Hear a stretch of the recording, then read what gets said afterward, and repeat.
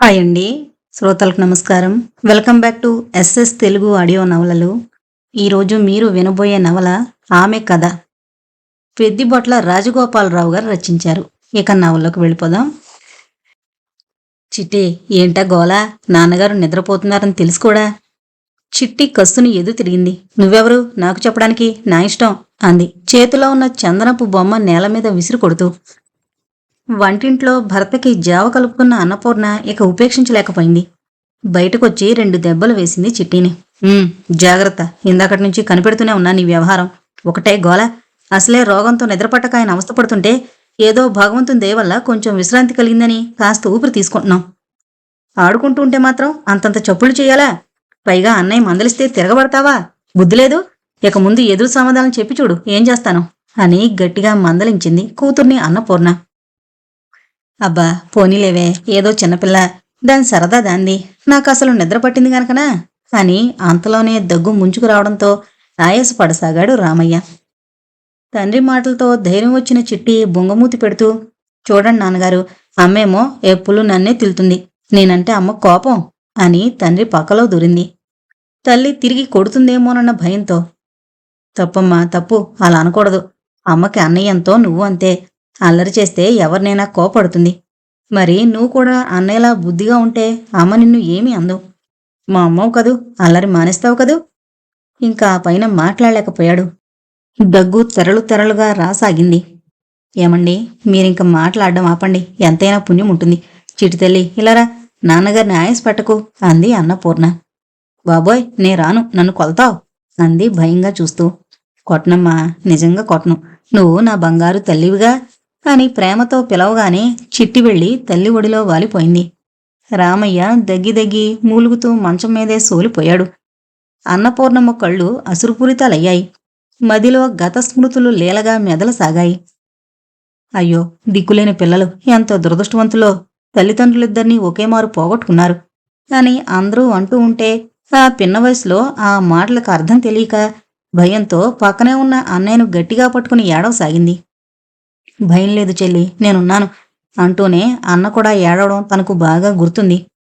అప్పట్నుంచి తనకి ఏమాత్రం భయం కలిగినా అన్న వద్దకు పరిగెత్తేది. లాలించి బుజ్జగించి తనకెంతో ధైర్యం చెప్పేవాడు అన్న రఘు. నిజానికి రఘుకు తనంటే ప్రాణం. పుట్టి పెరిగిన ఊరు విడిచి తమకు ఆశ్రయమిచ్చిన దూరపు బంధువుతో ప్రయాణం చేస్తున్నప్పుడు కొత్త చోటుకు పోతున్నామన్న భయం తనకు కలగకూడదని తోవలో వింతలు విశేషాలు చూపిస్తూ తనకిష్టమైన విషయాలు మాట్లాడుతూ ఎంతగానో ఉత్సాహపరిచిన తన అన్నలో ఇప్పుడెంత మార్పొచ్చిందో తలుచుకుంటే గుండె భారంతో కుంగిపోయింది. తమకు ఆశ్రయమిచ్చిన బంధువు సీతమ్మ అకారణంగా తనని తిడుతూ ఉంటే తాను ఏడుపు మానే వరకు ఎన్నెన్నో కబుర్లు చెప్పి ఊరడించిన తన అన్నలో ఇప్పుడెంత మార్పొచ్చింది. కాలగర్భంలో రోజులు, నెలలు, సంవత్సరాలు దొల్లిపోయాయి.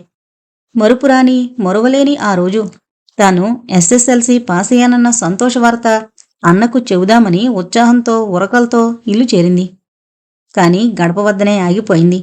దానికి కారణం బిగ్గరగారుస్తున్న సీతమ్మ గొంతు. ఆమడ దూరానికి కూడా ఆమె మాటలు స్పష్టంగా వినపడుతున్నాయి. ఇదిగో చూడు రఘు, ఈరోజు రేపు అంటూ ఎన్నాళ్ళు వాయిదా వేస్తావు?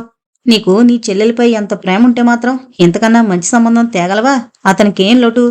6 తరాలకి తరగని ఆస్తుంది. వయసు ముదిరింది అనడానికి పొట్టుమని 60 కూడా నిండలేదు. నువ్వలా ఆలోచిస్తూ కూర్చుంటే వాళ్ళు మన కోసం ఆగుతారా? నేను వాళ్ళకి ఖచ్చితంగా జవాబు ఇవ్వాలి. ఈరోజు ఏదో ఒకటి తేల్చి చెప్పు. ఈ తర్జన భర్జన అప్పుడే రామారమి 1 సంవత్సరం నుంచి జరుగుతూనే ఉంది. నిజానికి సీతమ్మ ఈ విషయం తన దగ్గర ప్రస్తావన చేయకపోలేదు. కాని తాను నిర్మోహమాటంగా జవాబిచ్చింది. అది తన జీవిత సమస్య. తాను అనాథనైనా అంతులేని ఆత్మవిశ్వాసం ఉంది. తనకేదో ఆ ఇంటి నుండి విముక్తి కలుగుతుందని తన జీవితం పణంగా పెట్టడం ఆమె ప్రకృతికే విరుద్ధం. అందుచేతనే ఆ పెళ్లి చేసుకోను అని నిర్భయంగా సమాధానమిచ్చింది సీతమ్మకి. దాని ఫలితమేమిటో తనకు తెలియకపోలేదు. కాని పరిస్థితిని ఎదుర్కోవడానికి వెనుకంజ వేయలేదు. ఆ క్షణంలో సీతమ్మ విశ్వరూపం దాల్చింది. పో ముందు, నా ఇంట్లోంచి బయటకు నడు అని గొంతు చించుకుని అరుస్తుంటే అన్న రఘు అడ్డుపడి ఆమెను శాంతింపజేశాడు. తన అన్నమాటకు ఆ ఇంట్లో కొంత విలువుంది. ఆ విలువ వెనక దగిన రహస్యం సీతమ్మ స్వంత చెల్లెలి కూతురు కామాక్షి. ఆమెను రఘుకిచ్చి ఇల్లరికం చేసుకోవాలన్నది వారి ఆశ. అన్నయ్య, ఈ పెళ్లి నేను చేసుకోను. మీకు నేనంత భారమైతే ఇంత విషమివ్వండి అని తానంటే, అమ్మా, నువ్వలాంటి మాటలంటా ఉంటే నేను భరించలేను. నువ్వు కొంచెం ఓర్పు వహిస్తే నేనంతా చక్కబరుస్తాను అని తనకు ధైర్యం చెప్పిన అన్నలో ఇప్పుడెంత మార్పు! ఈ వివాహ విషయంలో సీతమ్మ పట్టు సడలించడానికి తన అన్న చేసిన ప్రయత్నాలన్నీ తనకు తెలుసు. నిజానికి ఈ పెళ్లి అతనికి కూడా ఇష్టం లేదు. కాని దాన్ని బహిరంగంగా సీతమ్మకు చెప్పగల ధైర్యం అతనికి లేదు. ఎదిరించి సమాధానమిస్తే ఆ ఇంట్లోంచి తరిమేస్తుందేమో అన్నదే అతని బలహీనతకు కారణం.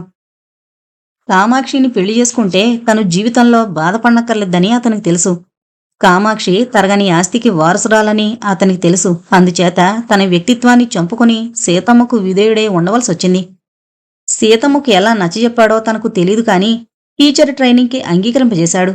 అక్కడే తనకు రామయ్య టీచర్తో పరిచయమవడం, పరిచయం ప్రేమగా మారి వివాహబంధంతో స్థిరపడ్డం, ఆమె స్మృతి పదంలో మెరవడంతో ఇంతటి విషాద స్థితిలో కూడా పెదవులపై చిరునవ్వు చిందులేసింది.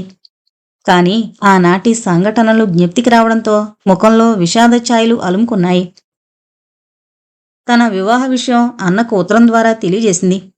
తప్పక వచ్చి తమను ఆశీర్వదిస్తాడన్న ఆశ అన్నగారి ఉత్తరం చూడగానే నిరాశగా మారిపోయింది. ఆ ఉత్తరంలో తన అసహాయతకు తన మీద తనకే అసహ్యం వేస్తోందని, తాను రాలేకపోయినందుకు విచారించొద్దని, నూతన వధూవరులు సుఖంగా ఉండాలని దీవిస్తున్నానని, తన నిస్సహాయతకు కారణాలు చెప్పి బాధ పెట్టదలుచుకోలేదని రాశాడు. పైగా పిడుగులాంటి మరో విషయం కూడా రాశాడు. ఆ విషయం చెప్పడానికి ఎంతగానో బాధపడుతున్నానని, అర్థం చేసుకోగలవన్న నమ్మికతోనే రాస్తున్నానని అన్నాడు. తనింకా అతని గుమ్మం తొక్కకూడదట, తనని మరిచిపోవాలని కోరాడు. ఆ ఉత్తరం చదివి తను ఎంతగా దుఃఖించిందో ఆ రోజులు తలచుకుంటే ఇప్పుడు కూడా మనసు వికలమైపోయింది. కారణం చెప్పకపోయినా తాను ఊహించుకుంది. సీతమ్మ పట్టుదల ఉంటుంది. ఆమె మాట తిరస్కరించి స్వతంత్రించి పెళ్లి చేసుకున్నదామె. నిజానికి తనకు అన్నపై కోపం లేదు. అతని పరిస్థితి తాను అర్థం చేసుకుంది. జీవితాన్ని సుఖమయం చేయడానికి డబ్బుకున్న విలువ బేరుజు వేసుకుంటుంది. ఆ డబ్బు లోపం వల్ల ఇద్దరూ చిన్నతనం నుంచి బాధలు పడ్డారు. అదృష్టం కామాక్షి రూపంలో అతని తలుపు తట్టింది. అట్టి పరిస్థితుల్లో తన కోసం సీతమ్మను ఎదిరించడం మూర్ఖత్వమే అవుతుంది. ఎదిరించినందువల్ల ఫలితం శూన్యం. తన జీవితం తాను నిర్ణయించుకుంది. అది పూలబాటైనా ముళ్లబాటైనా తాను అనుభవించవలసిందే. తన అన్న తనకు ఏ విధంగానూ సహాయపడలేడు. చెల్లెల మీద అనురాగంతో ఆమెను ఎదిరించడం అర్థంలేని త్యాగం, అవివేకం అవుతుంది. తన వివాహం అయిన తర్వాత రఘు తన ఇంటికి రాలేదు. తాను ఎన్నడూ అన్నింటికి వెళ్లలేదు. అన్న వివాహం ఘనంగా జరిగిందని గాలివార్తగా వినడమే తప్ప అక్కడ్నుండి తనకు శుభలేఖ కూడా రాలేదు. ఆ తర్వాత రఘు ఇల్లరికం వెళ్ళాడని, ఆడపిల్ల పుట్టిందని, మరికొంతకాలానికి సీతమ్మ ఆమె చెల్లెలు పోయారని ఆ నోట ఈ నోట వినడమే తప్ప వారి దగ్గర్నుంచి స్వయంగా తనకేమీ సమాచారం రాలేదు. కొంతమంది కష్టాలను అనుభవించడానికే పుడతారు. అలాంటి వారిలో తనది అగ్రస్థానం అనుకుంది అన్నపూర్ణ. ట్రైనింగ్ పూర్తవగానే రామయ్యకు, అన్నపూర్ణకు వేరువేరు ఊళ్లలో ఉద్యోగం రావడంతో భర్తను విడిచి ఉండడం ఇష్టం లేక అన్నపూర్ణ తనకొచ్చిన అవకాశాన్ని సంతోషంగానే వదులుకుంది. అలా త్యాగం చేయడానికి మరొక కారణం తాను గర్భవతి కావడమే.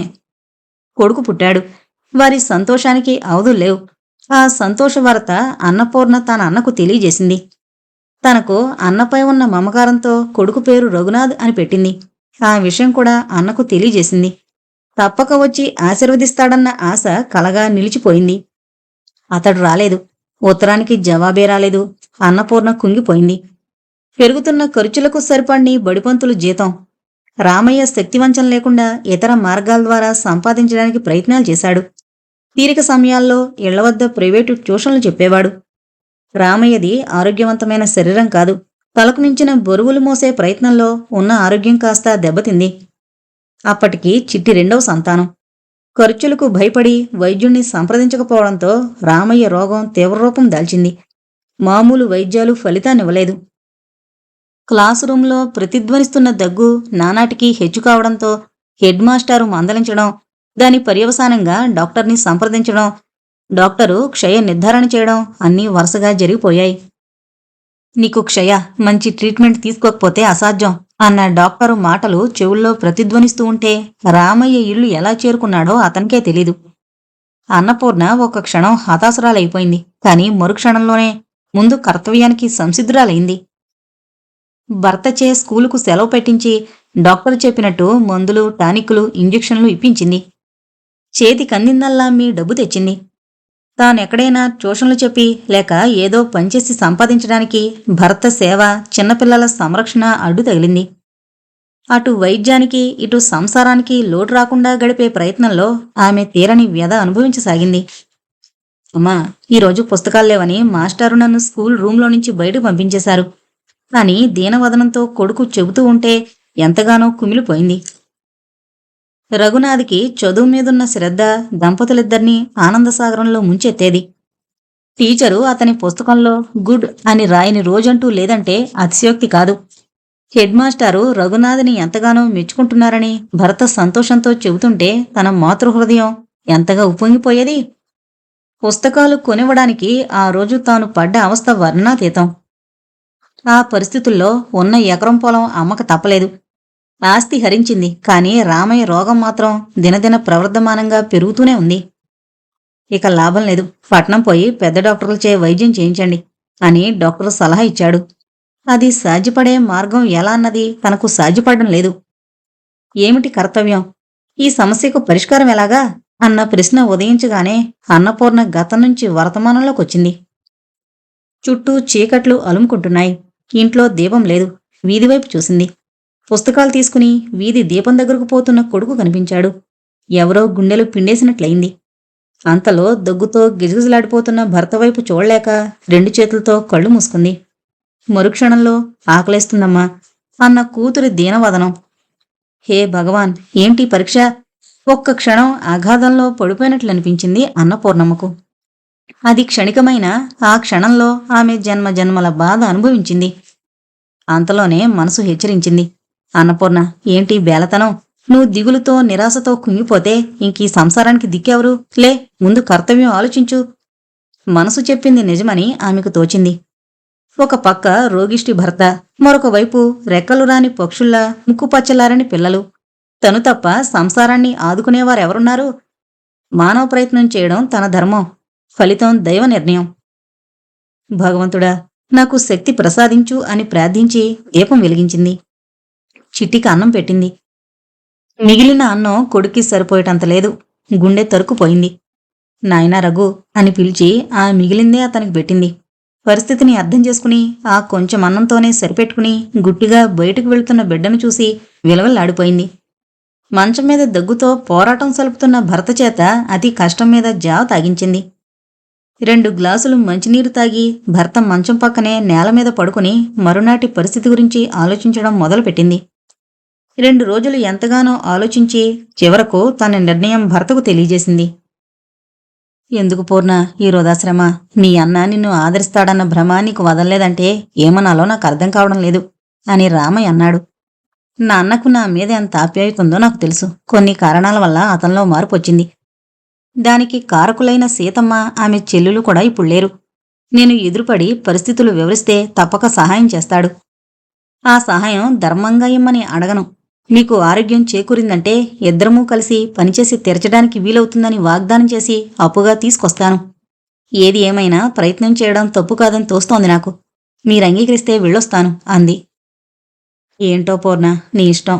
నాకు మాత్రం నీ ప్రయత్నం ఫలిస్తుందన్న నమ్మకం లేదు అంటుండగానే దగ్గు ముంచుకురావడంతో ఇక మాట్లాడలేక ఆయాసపడుతున్న భర్తకు అతి కష్టం మీద శాంతి కలగజేసి తన వెంట బయలుదేరతానని పేచీ పెడుతున్న చిట్టిని ఎలాగో బుజ్జగించి సమాధానపరిచి తాను తిరిగొచ్చే లోపల చేయవలసిన పనుల బాధ్యతలు రఘుకు అప్పజెప్పి బయట అడుగు పెట్టేసరికి బ్రహ్మప్రయత్నమే అయింది అన్నపూర్ణమ్మకు.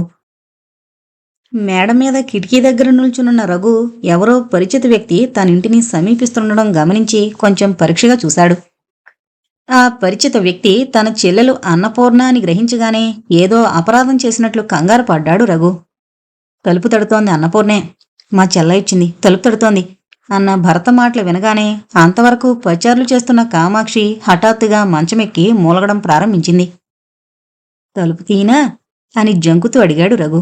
భార్య అనుమతి లేందే స్వతంత్రించి ఏ పని చేయడానికి సాహసం లేని అసమర్థుడైపోయాడు రఘు. తీయండి ఆజ్ఞాపించినట్లుంది ఆ మాట తీరు. కాదా మరి ఆజ్ఞే? ఆ ఇల్లు ఆస్తి తంది కాదా? రఘు 2 అడుగులు వెయ్యకముందే ఆమె తిరిగి హుకుం జారీ చేసింది. రాకరాకొచ్చిన చెల్లెలు 4 రోజులు ఇక్కడ ఉంచుకుని సకల మర్యాదలతో పంపుదామన్న పిచ్చి పిచ్చి ఆలోచనలు చేస్తారేమో, జాగ్రత్త. వెంటనే వదులుచుకునే ఏర్పాట్లు చేయండి అంటూ కళ్ళతోనే వార్నింగ్ ఇచ్చింది భర్తకు. సమాధానం చెప్పే సాహసం లేని రఘు మెట్లు దిగి వెళ్లి వీధి తలుపులు తెరిచాడు. అన్నా అని ఎంతో ఆప్యాయతతో పలకరించింది అన్నపూర్ణ. ఎందుకు పలకరించదు? ఒకే రక్తం పంచుకుని పుట్టారు, ఒకే కొమ్మలో కాసిన 2 కాయలు. రఘు తొట్రుపాటు చూసి ఎన్నో ఏళ్ల తర్వాత సంభవించిన ఈ కలయికకు తబ్బిబ్బైపోతున్నాడని అపోహపడింది. కాని ఆ కలవరానికి వెనక దాగున్న రహస్యం తెలుసుకోలేకపోయింది. తెలుసుకోవడానికి ఆమెకెంతో వ్యవధి పట్టలేదు. ఏమండి, ఏం చేస్తున్నారక్కడ? నాకు నీరసం వచ్చేస్తోంది, హార్లిక్స్ కలపడమైందా అన్న భారీ కేక విని వినపడగానే ఇదిగో తెస్తున్నా అని సమాధానమిచ్చి మేడ మీదకు వెళ్ళు అని మాట పూర్తి కాకుండానే పరుగులు తీశాడు రఘు. అన్నపూర్ణ పైకి వెళ్లి మంచం మీద మూలుగుతున్న వదినను పరీక్షగా చూసింది. ఆమె కళ్ళు తెరచి అంతలో మూసుకుంటోంది. అంతకు తప్ప అన్ని సంవత్సరాల తర్వాత ఇంటికొచ్చిన ఆడపడుచుని ఒక చిన్న మాటతోనైనా పలకరించలేదన్న నగ్న సత్యాన్ని ఆమె గమనించకపోలేదు. అభిమానంతో ముఖం వివరణమైంది. వచ్చిన తోవనే వెంటనే వెళ్ళిపోవాలనుకుంది. కాని తన దైన్యస్థితి అడ్డు తగిలింది. భర్తిచ్చిన హార్లిక్స్ అపురూపంగా తాగింది కామాక్షి. కాఫీ కాని హార్లిక్స్ కాని తాగుతావా అని మాట వరసకైనా ఆ భార్యాభర్తలిద్దరూ అడగలేదు. తన అభిమానం చంపుకుని పలకరించింది. ఏంటదినా, ఒంట్లో బాగాలేదా అని. ఏం బాగో, అది కడుపున పడింది. అప్పట్నుంచి ఏదో విధంగా రోగాలు పీడించుకుని తినేస్తున్నాయి. నీరసం, చెప్పలేనంత నీరసం. డాక్టర్లకి మందులకి అంతు లేకుండా ఖర్చైపోతుంది అని ఆయాసం ముంచుకొచ్చినట్లుగా వెనక్కి పడిపోయింది. అన్నపూర్ణ తిరిగి పరీక్షగా చూసింది కామాక్షిని. డాక్టర్లు రోజు వచ్చి పరీక్ష చేయవలసిన రోగలక్షణాలేమీ ఆమెలో కనిపించలేదు. అయితే కావాలని నటిస్తున్న రోగమని ఆమె అర్థం చేసుకుంది. పైగా కళ్లతో భార్యాభర్తల మధ్య జరుగుతున్న మోగ సంభాషణ ఆమె కనిపెట్టకపోలేదు. మనుషుల తత్వం అర్థమైన తర్వాత ముసుగులో గుద్దులాటి ఎందుకు అనిపించడంతో అన్నపూర్ణ తానక్కడికొచ్చిన కారణం సూటిగా వారి ముందుంచింది. అన్నా, మీ బావగారికి చాలా అనారోగ్యంగా ఉంది. ఈ సమయంలో సరైన వైద్యం జరగకపోతే ప్రాణాపాయమని డాక్టర్ గారు అభిప్రాయం వ్యక్తం చేశారు. ఇక మా పరిస్థితి చాలా దయనీయంగా ఉంది. నీ సహాయం ఆపేక్షించి ఇంత దూరం వచ్చాను. ఆయన ఆరోగ్యం కుదుటపడగానే నీ డబ్బు తిరిగిస్తానని ప్రమాణం చేస్తున్నాను. ఈ ఆపద సమయంలో నాకు నువ్వు తప్ప ఇంకెవరూ దిక్కులేరు అని దీనాతి దీనంగా అడిగింది. ఆమె స్థితి, ఆమె మాటలు వింటుంటే ఎంతటి కఠిన హృదయులకైనా మనసు కరగక మానదు. రఘు మాట చెప్పాలా? సహాయం ఆపేక్షిస్తోంది తన స్వంత చెల్లాయి. ఆమెపై అతనికి ఎనలేని అనురాగం కూడా. రఘు ఏదో చెప్పబోయాడు. అతని ముఖ కవళికలను బట్టి అన్నపూర్ణ మాటలకు మెత్తబడిపోయాడన్న విషయం కామాక్షి కనిపెట్టింది. అందుచేతనే రఘు సమాధానం చెప్పడానికి ముందుగానే ఆమె మొదలుపెట్టింది. అయ్యో నా మతిమండ, నేను మీతో చెప్పడం మరిచిపోయాను. బ్యాంకు నోటీస్ గురించి. అప్పుడే నోటీస్ వచ్చి 4 రోజులైంది. మనం క్రితం సంవత్సరం తీసుకున్న అప్పు వెంటనే కట్టమన్నారు. ఎలా కడతామో, ఈ గండం ఎలా గడుస్తుందో అంటూ భర్త వైపు చురచురా చూసింది. ఆ చూపులోని అంతరార్థం ఎంతటి మూర్ఖులకైనా అర్థమవుతుంది. అలవాటు పడిన రఘుకు తెలియకుండా ఉంటుందా? భార్య ఆంతర్యం గ్రహించిన రఘు వెంటనే తనను తాను వశంలోకి తెచ్చుకుని ఆమె మెప్పు పొందాలనే ఉద్దేశంతో తాను ముందు అందల్చిన మాటలు మరిచి భార్య అసంపూర్ణంగా వదిలిన వాక్యం పూర్తి చేశాడు. అవును చెల్లాయ్, ఈ అప్పులు తీర్చలేక రెక్కలు ముక్కలవుతున్నాయంటే నమ్ము. ఒక వారం రోజుల్లో ఈ అప్పు తీర్చకపోతే కోర్టుకి ఈడుస్తారు. ఇక మా పరువు గంగపాలు కావాల్సిందేనా? అయ్యో అని భార్య కన్నా పెద్దగా మూలిగి తాను అత్యద్భుతంగా మాట్లాడానా లేదా అన్నట్లు భార్య వైపు గర్వంగా చూశాడు. అన్నపూర్ణ వారి ప్రవర్తనకు అసహ్యంతో వణికిపోయింది. తన భర్త చావుబతుకుల్లో కొట్లాడుతున్నాడని తెలిసి కూడా ఒక్క సానుభూతి మాట కూడా అనకపోవడం ఆమె సున్నిత హృదయానికి తీరని వ్యధ కలగజేసింది. కాని భర్త కోసం ఆత్మాభిమానం దిగమింగి తిరిగి అభ్యర్థించింది. అన్నా, నేను కోరే సహాయం ఉచితంగా చేయమని అడగడం లేదు. మీ బావగారి ఆరోగ్యం కోలుకోగానే నేను కూడా పనిలో చేరతాను. మా ఇద్దరి సంపాదనలో ఎక్కువ భాగం మీ అప్పు తీర్చడానికే వినియోగిస్తాను. నువ్వు తప్పక ఈ సహాయం చేస్తావని గంపెడాసతో ఇంత దూరం అస్వస్థులైన ఆయన్ని విడిచి ఒంటరిగా వచ్చాను అంది. కంఠం రుద్ధమైంది. మాట గొంతు పెగిలి రాలేదు. రఘు హృదయం లేని మనిషి కాదు. ఎదురుగా నిలిచింది ఎవరో అపరిచిత వ్యక్తి కాదు, తన స్వంత చెల్లెలు. అంతేకాదు, తాను ప్రాణ సమానంగా చూసుకున్న చెల్లెలు. చెల్లాయ్ అని తనివి తీరా పిలిచి, ఇదిగోనమ్మా నువ్వు కోరిన డబ్బు. ఇది తీసుకుని నువ్వు ముందు వెళ్ళు. నేను కూడా త్వరలో బయలుదేరొస్తాను. నేనుండగా నీకే భయం లేదు. పెద్ద డాక్టర్ల చేత తగిన వైద్యం చేయిద్దాము. ఆయన పూర్తి ఆరోగ్యవంతులవుతారు. అనమని మనసు తొందర చేస్తోంది, ఒత్తిడి చేసింది. కాని భార్యాదాసుడైన రఘు ఆ మాటలు పైకి అనలేకపోయాడు. ఆ మాటలు మాత్రం అంతర్గతంగానే అణగారిపోయాయి. భార్య కామాక్షికిష్టం లేని పని రఘు చేయలేడు. కామాక్షికిష్టం లేదు. తన చెల్లెలు అన్నపూర్ణతో కామాక్షికి తల్లి, పెద్ద తల్లి నుండి వంశపారంపర్యంగా పంచుకున్న ఆ ద్వేషం తన వరకు వచ్చేసరికి ద్విగుణీకృతమైంది. దానికి కారణాలతో నిమిత్తం లేదు. ఇంతకాలం అన్నపూర్ణ ఎదురుపడలేదు. ఇప్పుడు అకస్మాత్తుగా తన కంటబడింది. అందులోనూ అతి దీనావస్థలో. తన ద్వేషం ఆమెను యుక్తాయుక్త విచక్షణ లేకుండా చేయడంతో ఒళ్ళు తెలియని ఆవేశంతో అరిచింది. బాగుందమ్మా నీ వరస. బాగున్న రోజుల్లో మేం బతుకున్నామో చచ్చామో నీకు అవసరం లేకపోయింది. ఇప్పుడు నీకేదో కష్టం వచ్చిందని మా మీద దాడికొచ్చావు. మేమే అప్పులు తీర్చలేక అగురిస్తున్నామని చెబుతూ ఉంటే మాట వినిపించుకోకుండా పదే పదే డబ్బు అడుగుతావా? నీకోసం మమ్మల్ని మట్టిగొట్టు పోమంటావా? అంతేలే నీ బుద్ధి. ఆనాడు ప్రేమించావని చిన్ననాటి నుంచి అష్టకష్టాలు పడి పెంచిన మా పెద్దమ్మని ధిక్కరించిందానివి కాదా నువ్వు? నాటికి నేడు మేం కావలసొచ్చామా? ఈ అప్పులు సొప్పులు మా వల్ల కావు తల్లి అంది నిష్ఠూరంగా. ఆ మాటలకు అన్నపూర్ణ శరీరం కోపంతో వణికిపోయింది. కళ్ళు నిప్పులు రాల్చాయి. గట్టు తెంచుకున్న నదీ జలాల వలె ఆమె స్వాధీనం తప్పిన మాటలు ఆమె నోట్నుంచి పొంగి పొరలొచ్చాయి. ఆపు నీ అసందర్భ ప్రేలాపన. వెళ్ళకపోతే ఇక్కడ తిష్ట వేసుకుని కూర్చోడానికి రాలేదు. ఇంటికొచ్చిన ఆడపడుచును ఎంతటి నీచురాలైనా బొట్టు పెట్టకుండా పంపరు. అది నీ వంటి అదమాదములకే చెల్లుతుంది. అష్టకష్టాలు పడి పెంచిందన్నవే నీ పెద్ద తల్లి. ఆమె దుర్మార్గం నీకు తెలియకపోవచ్చు. నన్ను వయసు మళ్ళిన వాడికి అమ్మి డబ్బు గుంజాలను వేసిన రహస్యం నాకు తెలియంది కాదు. నేను ప్రేమించి పెళ్లి చేసుకుంది ఒక పుణ్యమూర్తిని. ఎంత డబ్బున్నా ఆయన కాలిగోటికి మీరెవరూ సరిరారు. మమకారం చంపుకోలేకొచ్చాను. వచ్చినందుకు ఫలితం అనుభవించాను. ఇదిగో రఘు, మరెన్నడూ ఎట్టి పరిస్థితుల్లోనూ నీ గడప తొక్కను. నీకు నాకు ఉన్న అనుబంధం ఈనాటితో తొలగిపోయింది అని వెనుతిరిగి చూడకుండా విసురుగా మేడమెట్లు దిగుతుంటే పైకి మెట్లెక్కొస్తున్న ఒక చిన్నపిల్ల అన్నపూర్ణ చెయ్యి తగిలి 2 మెట్లు దొర్లి పడిపోయింది. స్వతహాగా జాలిగుండెగల అన్నపూర్ణ ఆగలేదు. ఆమె ఉద్రేకం అటువంటిది. పడింది తన మేనకోళ్లను కూడా తెలీదు. పూర్ణ, ఇలారా నా దగ్గర కూర్చో అంటూ అతి కష్టంపైన ఎముకలగూడు రామయ్య ఆ 2 మాటలు పలికేసరికే అలసిపోయాడు. చెమటలు పట్టాయి. ఆఘాతంలోంచి వస్తున్నట్లు ఆ కంఠధ్వని చెవిన పడగానే నిరాశగా శూన్యంలోకి చూస్తూ నిల్చునున్న అన్నపూర్ణ భర్త పక్కన చేరి ఆప్యాయతగా అతని చెమట పైట చెంగుతో తుడుస్తూ ప్రశ్నార్థకంగా అతని వైపు చూసింది. పూర్ణ, నేనింక బ్రతకనని నాకు తెలుసు. సరైన వైద్య సదుపాయం లేక దిక్కుమాలిన చావుకు బలవుతున్నా నాదొకటే కోరిక. అది నువ్వు తప్పక నెరవేరుస్తావన్న గాఢ నమ్మకం నాకుంది. ఒక్కొక్క మాట తన ఆయు ప్రమాణాన్ని తగ్గించి వేస్తోందని తెలిసిన రామయ్య తను చెప్పదలిచింది చెప్పకుండా ఆగలేకపోయాడు. అందుచేతనే భార్య ఎంత వారించినా ఆమె మాట లెక్క చేయలేదు. చూడు పూర్ణ, చనిపోయే ముందు నా మాటలు శ్రద్ధగా విను. మన అబ్బాయి రఘు డాక్టర్ అవ్వాలి. దిక్కులేక నావలే చావు బతుకుల మధ్య కొట్టుకునే అభాగ్యుడికి ఒక్కడికైనా వాడి వైద్య సహాయం లభించి ఆ రోగికి అలసట ఆరాటం తీరితే నా ఆత్మకు శాంతి కలుగుతుంది. పూర్ణ, ఇది నేను మనస్ఫూర్తిగా కోరుకుంటున్నాను. అంతేకాదు, నా కోరిక నువ్వు తప్పక తీరుస్తావని నమ్ముతున్నాను.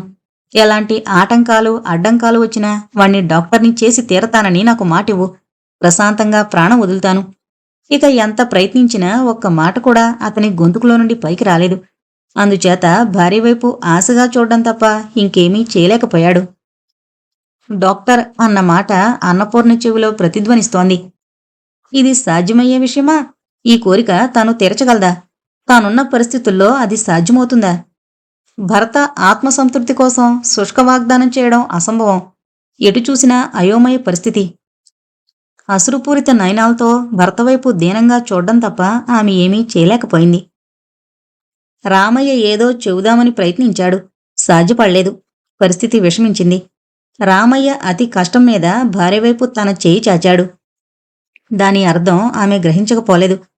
ఒక్క క్షణం ఆలస్యం చేసినా భర్త తీరని కోరికతో చనిపోతాడని గ్రహించగానే భగవంతుడా, ఈ భారం నీది అని మనసులో ప్రార్థించుకుని అతని చేతిలో తన చేయి కలిపింది. ఒక్కమారు రామయ్య కళ్ళు జ్యోతుల్లా వెలిగాయి. అంతే, అతని ప్రాణాలు అనంత వాయువుల్లో లీనమయ్యాయి. రామయ్య స్వర్గస్థుడై 2 నెలలు గడిచింది. భర్త పోయిన దిగులు దిగమింగి భావి కర్తవ్యానికి నడుం బిగించింది అన్నపూర్ణ. ఒక్క క్షణం కూడా వృధా చేయడానికి వీల్లేని పరిస్థితి. అందుచేతనే భగవద్దత్తమైన అవకాశం జారవిడుచుకోదలుచుకోలేదు. ఆ అవకాశం దినపత్రికలో వెలువడిన ప్రకటన చూడగానే తానే స్వయంగా వెళ్లి వివరాలు తెలుసుకోవడం శ్రేయస్కరమని నిశ్చయించుకుని వెంటనే బస్సులో బయలుదేరింది.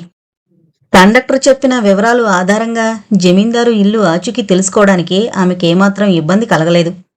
ఆ గ్రామానికి అంతటికీ ఎత్తైన కట్టడం అదే.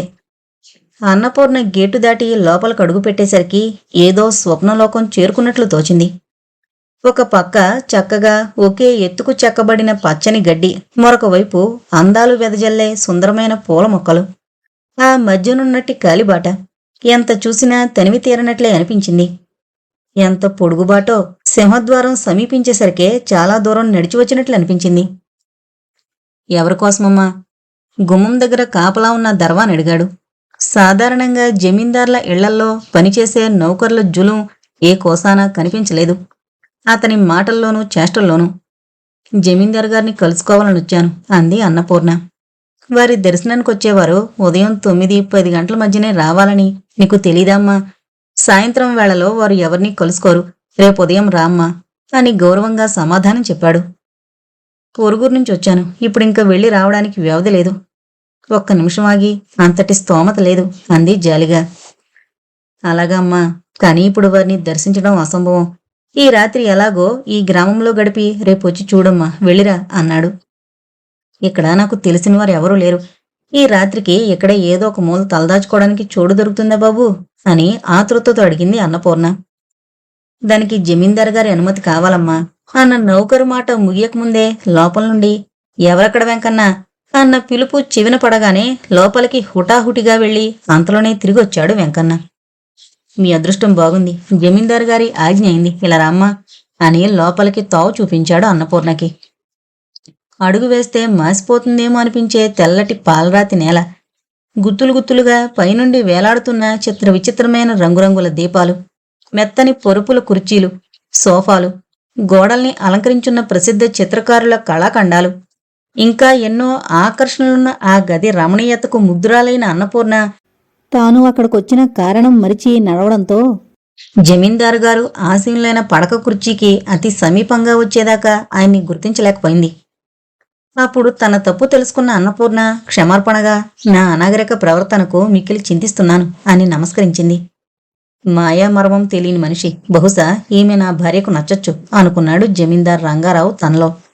పైకన్నాడు, పొరపాట్లు చేయడం సహజం, పర్వాలేదు, వచ్చిన కారణం అని ప్రశ్నించాడు చేతిలో ఉన్న హొక్కోగొట్టం నౌకరికి అందిస్తూ. బాబు, పేపర్లో ప్రకటన చూశాను. వివరాలు తెలుసుకుని తమ అంగీకారమైతే పనిలో ప్రవేశించొచ్చునని ఆశతో వచ్చాను అంది వినయంగా. వివరాలు పోస్టు ద్వారా తెలుసుకోవచ్చుగా, ఇంత దూరం స్వయంగా రానక్కర్లేద్దే అన్నారు జమీందారు. ఆమె నిజం చెప్పడానికి సందేహించలేదు. మీరన్నది నిజమే, అలాగే చేసి ఉండొచ్చు, కానీ నా పరిస్థితి నన్నే స్వయంగా ఇక్కడకు తీసుకొచ్చింది. జమీందారు ఆమె వైపు నిశితంగా చూశాడు. అవును బాబు, ఆమె తిరిగి మొదలుపెట్టింది. నా జీవితం ఒక జీవన్మరణ సమస్య అయింది. కాలయాపన జరిగితే ఆ అవకాశం చేజారిపోతుందేమోనన్న భయంతో ప్రకటన చూసిన తక్షణమే బయలుదేరాను. నియమాలు పాటించకుండా మీ సన్నిధికి నేరుగా వచ్చినందుకు అన్యదా తలచవద్దని ప్రార్థిస్తున్నాను అంది. జమీందార్ అడిగాడు, నీకు నీ వారు ఎవరూ లేరా అని. ఉన్నారు, 2 చిన్నపిల్లలు, ఒక అబ్బాయి ఒక అమ్మాయి. ఒక క్షణవాగి మళ్ళీ అంది, అనున్నాడు, కానీ నాకు మాత్రం ఉన్నా లేనట్టే. 2 మధ్య పోట్లాట్లా. జమీందారికి ప్రతి విషయం కూలంకుషంగా చర్చించడం అలవాటు. అటువంటివేమీ లేవు బాబుగారు, మీకు విసుగనిపించకపోతే అంతా చెప్తాను అంది. జమీందారు గారు సరే అన్నట్లు కళ్ళు మూసుకున్నారు. అన్నపూర్ణ తన జీవిత చరిత్ర విడమరిచి చెప్పింది. జమీందారికి ఆమె మీద మంచి అభిప్రాయం ఏర్పడింది. ఆ మాటే ఆమెతో అంటూ తన విషయం ఆమెకు చెప్పడం మొదలుపెట్టారు. నా భార్యకు పక్షవాతం వచ్చి 4-5 సంవత్సరాలైంది. ఆమెకు ప్రతి విషయంలో ఆసరాలైందే జరగదు. ఆమెకు ఆచారం, నియమం, నిష్ఠ ఎక్కువ. సక్రమంగా జరగకపోతే బాధపడుతుంది. పూజ పునస్కారం తాను స్వయంగా చేయలేకపోయినా తాను దగ్గరుండి యథావిధిగా జరిపించాలన్న పట్టుదల కలది. భాగవతం, పురాణాలు చదవడం అంటే మిక్కిలి ప్రీతి. స్వయంగా చదివే శక్తి ఇప్పుడు లేదు. అందువలన ఎవరైనా చదివి వినిపిస్తుంటే తృప్తి పొందుతుంది. అందుచేతనే ఉన్నత కుటుంబానికి చెందిన వ్యక్తి కావాలని ప్రకటన చేశాను. సాధారణంగా అలాంటి కుటుంబాల్లో ఈ అలవాట్లుంటాయని నాకు తెలుసు. ఇంతకన్నా వేరు పనులేమీ చేయనక్కర్లేదు. తక్కిన పనులకు నౌకర్లకిక్కడ కొదవలేదు. నీకు అంగీకారమైతే జీతభత్యాలు అన్నీ సులభంగా మాట్లాడుకోవచ్చు. అన్నపూర్ణకు భగవంతుడే ఈ అవకాశం తన కోసం కల్పించాడు అన్నట్లు తోచింది. అందుచేతనే ఒక్క క్షణమైనా సందేహించకుండా తన అంగీకారం తెలియజేసింది. జమీందారు ఒక నిమిషం మౌనం వహించారు. దానికి కారణం ఆ పనిలో ఉన్న కష్టసుఖాలు ఆమెకింకా విపులంగా చెప్పడమా, లేక ఆమె అనుభవానికి వదిలేయడమా అన్న సందేహం రావడమే. ఇదివరకు పనిలో చేరిన వారు స్వల్ప కాలంలోనే పని విరమించుకుని వెళ్లిపోవడం జ్ఞప్తికి రావడంతో అన్నీ విపులంగా ఆమెకు చెప్పాలి అన్న నిర్ణయానికొచ్చారు. ఏదైనా ఒక విషయం గురించి నిర్ణయించే ముందు ఆ పనిలోని సాధక బాధకాలు పూర్తిగా తెలుసుకుని ప్రారంభించడం మంచిదని నా అభిప్రాయం. ఇది చిన్న పల్లె అని నీకు తెలిసే ఉంటుంది. పట్టణానికి అలవాటు పడిన వారికి ఇక్కడ మసులుకోవడం కష్టం. ఇంకొక విషయం ఏంటంటే, రోజులో అధిక భాగం నా భార్య పక్కన ఉండవలసి ఉంటుంది. ఆమె అవ్యధురాలు, అందుచేత నిరంతర సేవ ఆమెకు అవసరం. విశ్రాంతి ఉండకపోవచ్చు. పనిలో ఏమాత్రం విసుగు చూపినా ఆమెకంగా అధికంగా నేను సహించలేను. ఈ విషయాలు ముందుగా తెలపడం మంచిదని చెబుతున్నాను. ఆలోచించుకోవడానికి వ్యవధి కావాలంటే నాకు అభ్యంతరం లేదు. జమీందారు గారు ఇంకా ముగించకుండానే అన్నపూర్ణ తన అంగీకారం తెలియజేసింది. బాబుగారు, నాకు ఏ విధమైన అభ్యంతరం లేదు. మీ అనుజ్ఞ అయితే వెంటనే ప్రవేశిస్తాను. అమ్మగారి వంటి ఉత్తమురాలి సేవ నా భాగ్యంగానే భావిస్తున్నాను అంది. జమీందారు ముఖం వికసించింది. నిజంగా ఏదో పెద్ద బరువు నెత్తిమీద నుంచి తొలగిపోయినట్లు అనిపించింది. సరే, నువ్వంత శీఘ్రంగా ఈ నిశ్చయానికి వచ్చినందుకు నేను సంతోషిస్తున్నాను. అది సరే, నీ పిల్లలిద్దరు ఇక్కడే ఉంటారా? లేదు బాబు, పిల్లవాడు హైస్కూల్లో చదువుతున్నాడు. తల్లిగా నేను పొగడకూడదు కానీ మంచి మార్కులతో ప్రతి సంవత్సరం స్కూల్ ఫస్టుగా పాస్ అవుతున్నాడు. వాణ్ణి బాగా చదివించి నా భర్త ఆశయానికి అనుగుణంగా వృద్ధిలోకి తీసుకురావడమే నా జీవితాశయం. ఆడపిల్లని ఇక్కడే ఉంచుకుని నేనే దానికి చదువు నేర్పుతాను. ఒక్క నిమిషం ఆగి తీరుకుంటే అంది అన్నపూర్ణ తన బాధ్యత గుర్తిస్తూ. జమీందారు అన్ని విషయాల్లో సంతృప్తి చెందారు. ఆ మాటే తిరిగి అన్నపూర్ణతో అనకుండా ఉండలేకపోయాడు. నువ్వు పనిలో చేరడం నాకు సంతోషంగా ఉంది. నాకు వ్యవహారాల పరిష్కారంలో క్షణం తీరుకుండదు. తరచూ పట్టణంలోనే ఉండాలి.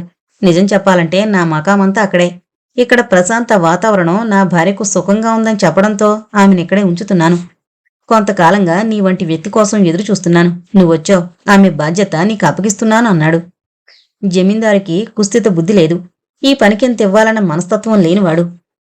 భగవంతుడు తనకు ప్రసాదించిన దానిలో కొంత ఇతరులకు సహాయపడడం ధర్మమని నమ్మిన వ్యక్తి. ఆయన చేసిన ఏర్పాటు అన్నపూర్ణ కలలో కూడా ఆశించిందవడంతో తన ఎదురుగా ఉన్నది భగవంతుడే అన్నట్లు వందనం చేసి తన కృతజ్ఞత తెలుపుకుంది. పుట్టింది మొదలు కష్టాలనే చవిచూసిన అన్నపూర్ణకు జమీందారిని సేవలో కాలం సుఖంగా జరుగుతున్నట్లు అనిపించింది. సంతోషమేమిటంటే జమీందారిని ఏనాడూ తనని ఒక సేవకురాలుగా చూడలేదు. తాను కూడా తన తల్లికి సేవ చేస్తున్నట్లే భావించింది గాని జీతానికి కుదిరిన సేవకురాలుగా ఎన్నడూ తలచలేదు. ఆమె సాన్నిహిత్యంలో ఒక ఆదర్శ హిందూ స్త్రీ ఎలా ఉండాలి అనేది నేర్చుకుంది. కాని అంతటి సుఖ సమయంలో కూడా అన్నపూర్ణ మనసుకు కలవరపరిచే ములుకులాంటి సమస్య మెల్లమెల్లగా మొలకెత్తింది. ఆ సమస్య చిట్టి ప్రవర్తన. చిట్టిది ఆది నుంచి దుడుకు స్వభావం. ఎవరినీ లక్ష్య పెట్టకపోవడం, తనకు తోచిందే సరి అన్నట్లు ఇతరులను ఎదిరించి సమాధానం చెప్పడం కాలంతో పాటు వృద్ధి చెందిందే కాని అదుపులోకి రాలేదు. అన్నపూర్ణ దీన్ని గమనించిన సంసార తాపత్రయంలో అలసి పిల్లలను తీర్చిదిద్దే సావకాశం పొందలేకపోయింది. ఇక జమీందారిని సేవలో ఎక్కువ కాలం గడపడంతో చిట్టికి స్వాతంత్రం ఎక్కువైంది. ఇంత ఆలస్యమైంది, ఎక్కడున్నావు ఎంతసేపు అని దండించి అడిగితే ఏం చేయమంటావు, ఈ గూబ్యంలో ఎంతసేపుని ముక్కుముసు కూర్చోవడం అని తిరుగు సమాధానం చెప్తోంది. పాఠాలు చదివావా అంటే ఏమో, ఎంత చదివినా నాకు తలకెక్కడం లేదు అని మొండి సమాధానం. అన్నపూర్ణ చాలా విధాల ప్రయత్నించింది కాని చిట్టి స్వభావంలో మార్పు రాలేదు. ఇంకా చెప్పాలంటే మొండితనం రాటు తేలింది.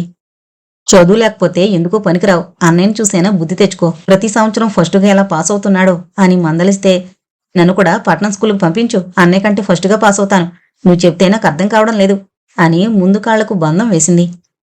అదేంటి చిట్టి అలా అంటావు, ఏదో పుణ్యాత్ముల ధర్మం అని అన్నయ్యని చదివించగలుగుతున్నాను, నిన్ను కూడా స్కూలుకు పంపాలంటే ఎలా సాధ్యమవుతుంది, చదువుకోవాలన్న శ్రద్ధ ఉంటే స్కూలే కావాలా, నువ్వు అడిగితే నీకు ఇంకా బాగా అర్థమయ్యేలా చెబుతాను, ఆ తర్వాత ప్రైవేటుగా పరీక్షకు రాయొచ్చు అని ఆమె ఇంకా పూర్తిగా చెప్పకముందే మధ్యలో చిట్టి రొసరొసలాడుతూ అంది. అవును, ముందు నుంచి అన్నయ్య అంటేనే నీకు తగని ప్రేమ, నేను కాందాన్ని, అందుకే నన్ను తీసుకొచ్చి ఈ నరక కుప్పంలో తోసావు అంది చిట్టి నిష్ఠూరంగా. ఆ మాట చిట్టి నోటి నుంచి రాగానే అన్నపూర్ణ ఆగ్రహానికి అవధులు లేకుండా పోయాయి. ఏంటి కూసో, ఇది నీకు నరకమా, ఏ ధర్మమూర్తుల చల్లని నీడలో కూటికి గుడ్డకు లోటు లేకుండా బ్రతుకుతున్నామో, ఏ పుణ్యమూర్తుల అనుగ్రహంతో అన్నయ్యకి ఏ అడ్డంకులు లేకుండా చదివించి మీ నాన్నగారి ఆశయసిద్ధిని నెరవేర్చాలని తాపత్రయపడుతున్నానో ఆ దేవతల పవిత్ర గృహం నీకు నరకంలా ఉందా? చిన్నపిల్లవని ఎన్నాళ్లు ఓర్పు వహించాను, ఇప్పుడు యుక్త వయసు వచ్చిందానివి, జాగ్రత్త, నాకు అనవసరంగా కోపం తెప్పించుకో, వెళ్ళు, గదిలో కూర్చుని శ్రద్ధగా చదువుకో అని తలుపు మూసింది. అన్నపూర్ణ మాటలు జమీందారునికి కూడా వినపడ్డాయి. ఏమైంది అన్నపూర్ణ, పిల్లనంతగా కోపడుతున్నావు అని అడిగింది. క్షమించండి అమ్మగారు, ఆవేశంలో గట్టిగరిచి మీకు చికాకు కలిగించినట్లున్నాను. శ్రద్ధగా చదవడం లేదని చిట్టిని మందలించాను. ఇంకెప్పుడు మీ ప్రశాంతతకు భంగం కలగజేయను అని పరితాపంతో జవాబు చెప్పింది. అన్నపూర్ణ, చిట్టిప్పుడు చిన్నపిల్ల కాదు, పెళ్ళిడికొచ్చింది. ఆ విషయం ఎప్పుడైనా ఆలోచించావా?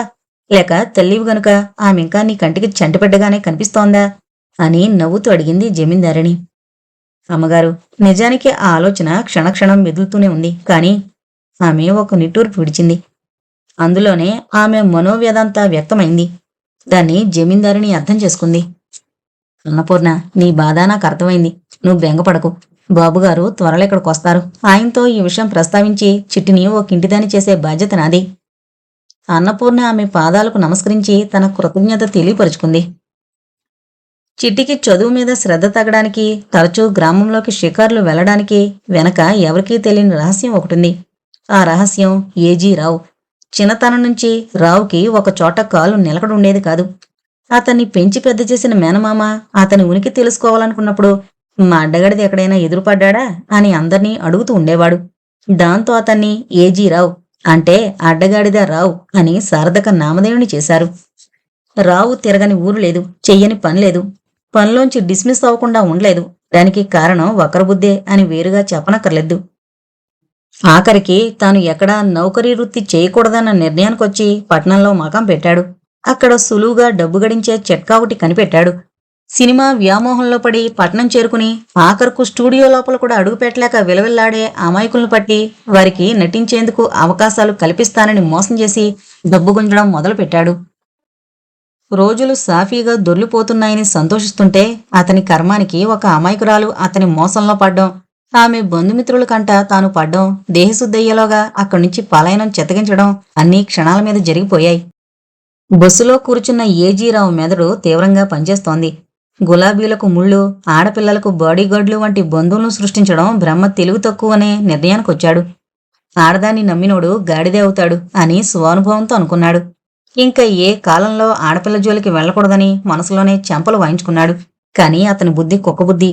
యథాలాపంగా కిటికీలోంచి బయటకు చూస్తున్న ఏజీరావు దృష్టిలో చిట్టిపడేసరికి ఒళ్ళు జిల్లుమని లాగేసినట్లయింది. దానికి కారణం చిట్టి శరీరతత్వం. దానికి తోడు జమీందారింట పోషణతో అమోనియా వేసి పెంచిన మొక్కలా ఎదిగింది. ఓ వాటే పర్సనాలిటీ, కొట్టుకుపోతే ఇలాంటి పెట్టనే పట్టుకుపోవాలి. తొందరగా 4 రాళ్లు ఏరుకోవాలంటే దీన్ని మార్కెట్లో పెడితే చాలు అని తోచడంతో ఆమె కనిపించకుండా పోతుందన్న తొందరలో కదులుతున్న బస్సులోంచి దుమికాడు. అలా చేయడం అతనికేమీ కొత్త కాదు. కావాలంటే తమాయించుకుని నిలదొక్కోగలడు. కాని అతని ఉద్దేశం అది కాదుగా. అందుకని బ్యాలెన్స్ తప్పినట్టు గిరగిరా తిరుగుతూ చిట్టి మీద పడ్డాడు. పడతానన్న భయం అనిపించేటట్లు ఆమెని గట్టిగా వాటేసుకున్నాడు. పొడిచిపిల్లకు పురుష పరిశ్వంగం ఏం చేస్తుందో తెలిసిన ప్రవీణుడు ఏజీరావు. ఆకాశం మీద నుంచి ఊడిపడ్డట్టు తనని బాహుబంధంలో బిగించిన ఏజీరావును చూసి ముందు భయపడినా నిజానికి అతని స్పర్శ ఆమెలో ఏదో తెలియని గిలిగింతలు రేకెత్తించింది. పట్టు సడలించిన ఏజీరావు, నువ్వు నిజంగా దేవత అన్నాడు. ఒబ్బేస్తే పొంగని ఆడపిల్లలుండరని అతని అనుభవంలో నేర్చిన తొలిపాఠం. ఏంటి అంది, ఊపిరి పీల్చుకోవడానికి అవకాశం రావడంతో. అదే, నన్ను ఆపద నుండి రక్షించిన దేవతవు. చిన్నదానివి, లేకపోతే నీ కాళ్లకు ముక్కేవాణ్ణి. నేనేమంత ఘనకార్యం చేశాను అంది చిట్టి. కాని మనసులో సంతోషంతో తబ్బిబ్బైంది. ఎంత మాట, కాలు చెయ్యో విరక్కుండా కాపాడు. ఆలోచిస్తుంటే నిజంగా దేవుడు నిన్నిక్కడకు నన్ను రక్షించడానికే పంపాడేమనిపిస్తోంది. నీ రుణం ఎలా తీర్చుకోగలను? ఎంతో బాధపడిపోతున్నట్లు ఆమె వైపు చూశాడు. ఎప్పుడూ చీవాట్లు తినే బ్రతికే చిట్టికి ఏజీరావు పొగడ్తలు మత్తెక్కించాయి. తనలో అంత మంచిని చూసిన ఏజీరావు మీద ఏదో తెలియని అనురాగం కలిగింది. ఆడపిల్లలతో చెలగాటం అతనికి ఉగ్గుపాలతో వచ్చిన విద్య. తొలి పరిచయం సాగతీయకూడదని, దానిని కొద్ది కొద్దిగా కవ్వించి మెప్పించి వృద్ధి చేసుకోవాలని తెలిసిన ఏజీరావు వెంటనే ఆమెతో అన్నాడు, నేను రేపు సాయంత్రం మళ్ళీ వస్తాను. ఇక్కడే నీకోసం ఎదురుచూస్తూ ఉంటాను. థ్యాంక్స్ అగైన్, బై బై అని సమాధానానికి ఎదురు చూడకుండా ఒక్కమారు ఆమె భుజం తట్టి వెళ్ళిపోయాడు. చిట్టికి ఏదో లోకంలో తేలిపోతున్నట్టు అనిపించింది. ఇల్లు చేరుకుంది. నిజంగా అది నరకంలాగే తోచింది.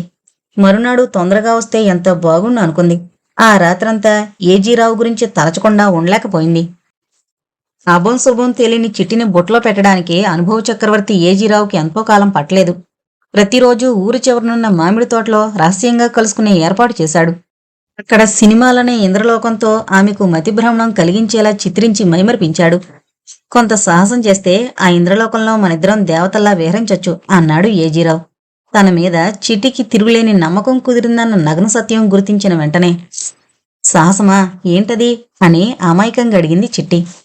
ఏం లేదు, ఇదివరకే సినిమా తలపెట్టి చాలా పెట్టుబడి పెట్టాను. ఇంకొక 15,000 ఉంటే పూర్తవుతుంది. అప్పుడు లక్షల లాభానికి అమ్మేయచ్చు. ఇంక చూడు, నువ్వు, నేను, రాణి, రాజా. ఆమె కళ్ళు ఆనందంతో మెరిశాయి. కాని అంతలోనే నిరుత్సాహం ఆవరించింది. దానికి కారణం భర్తీ చేయవలసిన 15,000. అవి ఎలా వస్తాయి? ఆ ప్రశ్నే అతన్ని అడిగింది. అందుకే శాసించాలంటున్నాను అని యథాలాపంగా జమీందార్ గారింట్లో ఆ సొమ్ముక లెక్క నువ్వు తలచుకుంటే తనలో తాను మాట్లాడుకుంటున్నట్టు నసిగాడు. అమ్మ బాబోయ్ అని అరిచింది చిట్టి అతని అభిమతం గ్రహించగానే. రావు ఆ కేకకు అదిరిపడ్డాడు. ఆ అరుపు గ్రామమంతా వినిపించుంటుందని, తమిద్దరినీ పసిగట్టి ఒళ్ళు హోనం చేస్తారని కంగారు పడిపోయాడు. నా వల్ల కాదు అంది చిట్టి. ఏదో విధంగా నువ్వు సంపాదించి తీరాలి చిట్టి అంటూ గోముగా కొంచెం కోపంగా అన్నాడు రావు. చివరకు కొన్ని క్షణాల అనంతరం చిట్టి మెదడులో ఏదో ఉపాయం తట్టినట్లుంది. తల వంచి ఏదో తీవ్రంగా యోచిస్తున్న చిట్టి చుబుకం ఎత్తి, అంత తేలేను, కాని ఎంతో కొంత తేగలను, అది కూడా వెంటనే తీర్చే ఒప్పందం మీద. ఆగిపోయిన ఊపిరి మళ్లీ అందుకుంది రావుకి. ఎంత తేగలవు? ఎలా తెస్తావు? ఏమీ రాదు అనుకుంటున్నప్పుడు ఎంతో కొంత వస్తుందన్న ఆశతో ఉక్కిరిబిక్కిరయ్యి అంతకంటే మాట్లాడలేకపోయాడు రావు. చిట్టి తన ఆలోచనల్లో మునిగి అతని కంగారు చూడలేదు. లేకుంటే అతని చేష్టలో మాటలో అనుమానం కలగజేసి ఉండేవి. ఏమో, ఎంతుంటుందో నాకు సరిగ్గా తెలీదు. మా అమ్మ జీతం, బహుమతులు అంతా పెట్టడుగున దాయడం చూశాను. అందులో ప్రతి నెల మా అన్నయ్య చదువుకు పంపుతున్నా ఇక్కడ మాకే ఖర్చు లేదు కనుక బాగానే ఉండుంటుంది. అది మా సొమ్ము, కావలిస్తే తెస్తాను అంది రావు మీద నమ్మకంతో. చచ్చేవాడికి వచ్చిందే కట్నం అనే లెక్కలోకి వచ్చాడు రావు. అసలు అప్పటికే కాలయాపన అయిందనుకున్న రావు ఇక ఎక్కువ కాలం ఆ కుగ్రామంలో చిట్టిని ఒంటరిగా కలుసుకోవడం శరీరానికి శ్రేయస్కరం కాదనిపించింది. అందుకే ఏదో కంగారు పడుతున్నట్లుగా, అన్నట్టు చిట్టి చెప్పడం మర్చిపోయాను, వెంటనే రమ్మని పట్నం నుంచి ఉత్తరం వచ్చింది. వెళ్ళకపోతే చాలా నష్టం వస్తుంది.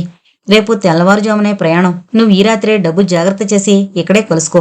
టాక్సీలో నీ కోసం కళ్ళలో ఒత్తులు పెట్టుకుని ఎదురు చూస్తూ ఉంటాను అని ఆమెను కౌగిలించుకున్నాడు. నాకెందుకో భయంగా ఉంది అంది చిట్టి. ప్రతి స్త్రీ తపటడుగు వేసే ముందు మనసు పెట్టే ఘోష ఆమెలో కూడా రగిలింది. చిట్టి చిట్టి, నువ్వు లేందే నేనెలా బ్రతకను? ఎంత హృదయ విదారకంగానాలో రావుకే తెలుసు. నిజానికి అవి ప్రతి పురుషుడు స్త్రీని మోసపుచ్చే ముందు పలికే కృత్రిమ పలుకులు. పాపం, జాలితో కూడిన ఈ రెండక్షరాల మాటతో ప్రతి స్త్రీ మోసపోయే ముందు తన జీవితంపై తానే నిప్పులు పోసుకుంటుంది. తాను పక్కన లేకపోతే అతని జీవితం నిరర్ధకమైపోతుంది. ఆ బెంగతో కుంగి కృషించిపోతాడు. తనని అంతగా ఆరాధిస్తున్న ప్రియుణ్ణి వదిలుండడం ఎంత పాపం! ఆ పరిస్థితి ఊహించుకుంటేనే శరీరం కంపించిపోతోంది. తన జీవితం అతనికి అర్పణ అయిపోవలసిందే. కాని ఇకొక్కటే సందేహం. ఆ సందేహమే వ్యక్తం చేసింది చిట్టి. మన పెళ్ళి ముఖం మీదే నవ్వాలనుకున్నాడు రావు. ఏం ప్రయోజనం? తన కన్ను తన చేతితో పొడుచుకున్నట్లవుతుంది. అందుకే గంభీరంగా జవాబిచ్చాడు. పట్నం చేరడం, పెళ్లి చేసుకోవడం. అంతలోనే ఆ త్రోవని ఎవరో వస్తున్నట్టు పసిగట్టి రావు భూమిలో తానొక భాగమైనట్లు నేలకంటుకుపోయాడు. చిట్టి కంగారుగా నడిచింది. ఏడు సిట్టమ్మాయ్, సందలకాడ ఎంత దూరం వచ్చావు అని పలకరించాడు జమీందారు గారి ఇంటి నౌకరు వెంకన్న. అబ్బే ఏం లేదు, మామిడికాయలు కోద్దామని బుద్ధి పుట్టింది, ఇలా వచ్చాను అంతే. నువ్విలా వచ్చావేమిటి అని యథాలాపంగా అడిగినట్లు అడిగింది. కాని రావుని తనని చూశాడేమో అన్న అనుమానంతో గిజగిజలాడిపోయింది. ఏమీలే, పక్కుళ్ళో మా చుట్టాలంటే చూసొద్దామని పోతుండా. ఇంటికెళ్ళి బుల్లమ్మ, సేకటవుతోంది అని ప్రయాణం సాగించాడు వెంకన్న. అమ్మయ్యా, బ్రతుకు జీవుడా అని గట్టిగా ఊపిరి పీల్చుకుంది చిట్టి. 2 అడుగులు ముందుకేసి ఒక్కమారు వెనక్కి తిరిగి చూసింది. భూమికి అంటుకుపోయిన రావు అంటుకుపోయే ఉన్నాడు. తన మీద ప్రేమ చేతనే కదూ ఎంత కష్టం ఓర్చుకుంటున్నాడు. ఆమె మనసులోనే రావు ప్రేమకు జోహార్లర్పించింది. మనసులోనే రావును సంబోధించింది. మైడియర్ రావు, కొంచెం ఓర్చుకో. తెల్లవారగానే నీ ఒడిలో వాలిపోతాను. ఇంక నా ఎడబాటు నీకు కలగనీయను. ఇక జీవితమంతా నీకు నేను, నాకు నువ్వు. చిట్టికి తెలియకుండానే అడుగులు వేగంగా పడుతున్నాయి. ఎంత తొందరగా నడిస్తే అంత త్వరగా కాలం కూడా పరిగెత్తి తెల్లవారుతుందన్న భావన కలుగుండొచ్చు. జమీందారిణి గారి స్నానం, పూజ ముగియగానే ప్రతినిత్యం రామాయణమో భారతమో చదివించడం, అందులో ఏమైనా విశేషాలు విన్నప్పుడు వాటిని చక్కని విమర్శతో సమర్థించడం ఆమెకు అలవాటు. అన్నపూర్ణ రామాయణంలోని ఆ ఘట్టం చదువుతుండగా జమీందారిని వ్యాఖ్యానించింది. లక్ష్మణుడు గీత గీసి దానికి ఆవల అడుగు పెట్టొద్దని సీతమ్మ తల్లిని అర్థించాడంటే అది మన స్త్రీలోకానికి ఒక గుణపాఠం చెప్పాలన్న ఉద్దేశమై ఉంటుందని నా నిశ్చిత అభిప్రాయం. ఎంతటి ఉదాత్త స్త్రీకైనా ఒక హద్దుందని, అది దాటి ప్రవర్తించకూడదని అభిప్రాయం. అది దాటిన నాడు కారణజన్మురాలు, నారీలోకానికి ఆదర్శప్రాయురాలు అయిన జగన్మాత సీతమ్మ తల్లికే అంతటి కష్టం కలిగిందంటే ఇక మన వంటి సామాన్య స్త్రీల గతి ఏమవుతుంది అన్నపూర్ణ? అంతలో అమ్మగారు అన్న పిలుపు. ఎవరది? జమీందారిని కోపం గడిగింది. తాను కబురంపితే గాని ఎవరూ ఆ ప్రశాంత సమయంలో తన గది చెంతకు రాకూడదని ఇదివరకే శాసించింది. అందుకు భిన్నంగా ఇప్పుడు ఎవరో వచ్చి గ్రంథపట్నానికి అవరోధం కలిగించడమే ఆమె కోప కారణం. మన్నించండి అమ్మగారు, మన తోటమాలి వెంకన్న అతి జరూరైన వార్త అన్నపూర్ణమ్మగారికి చెప్పాలని తొందర చేయడంతో మీ ఆజ్ఞ అతిక్రమించాను అంది మంగమ్మ. ఆమె ఆ ఇంటి నౌకర్లపై అధికారిని. ఆ మాట వినగానే అన్నపూర్ణకెందుకో తెలియని భయం కలిగింది. నాతో జరూరైన వార్త చెప్పాలా? ఏమై ఉంటుంది? మస్తిష్కంలో చిట్టి మెరిసింది. అవును, చిట్టే. ఆమెకు కంగారు ఎక్కువైంది. తెల్లవారి లేచి తాను చిట్టిని చూడలేదు. చిట్టి ఏమై ఉంటుంది? చిట్టికి ఏ అపాయమూ కలగలేదు కదా. అదే ఏదో అయి ఉంటుంది. లేకపోతే వెంకన్న తనకు అంతకన్నా ఏం చెప్తాడు? ఆమె క్షణం కూడా ఇంకక్కడ నిలబడలేకపోయింది. క్షమించండి అమ్మగారు అంటూ బయటికి కంగారుగా పరిగెత్తింది. వెంకన్నని చూస్తూనే తడబడుతున్న స్వరంతో అడిగింది. ఏమైంది వెంకన్న? నాకెందుకు కబురు పంపించావు మా చిట్టి? ఆమె మాట పూర్తి కాకుండానే వెంకన్న అందుకున్నాడు. అవునమ్మా, మీ చిట్టే. నిన్న సందలకాడ మామిడి తోపుకాడ కనపడినప్పుడే అనుకున్నా ఏటిబుల్లెమ్మ ఇంత దూరం వచ్చింది అని. ఈ ఏళ తెల్లారగట్ట అక్కడ ఎవరితోనో కారుకుతుంటే చూసా. ఇదేటి సిట్టమ్మా అని లోపల కారు దూసుకుపోయింది.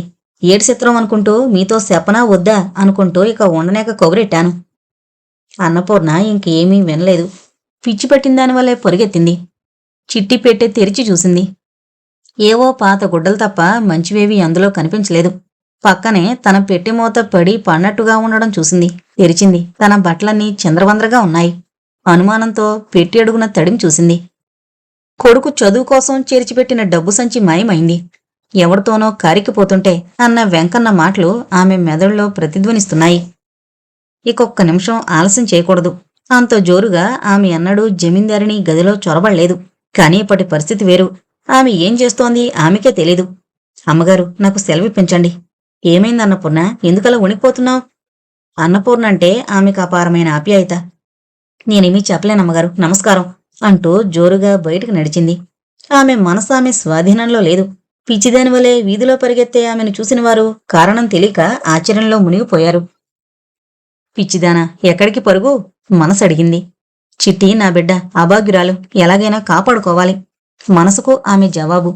బాగుంది, ఉద్దేశం మంచిదే, కాని ఈ అర్థంలేని పొరుగు వల్ల సాధించేదేముంది? ఆలోచించు అని మనసు వాస్తవాన్ని జ్ఞప్తికి చేసింది. అన్నపూర్ణ పొరుగాపింది. మనసు చెప్పింది అక్షరాల నిజం.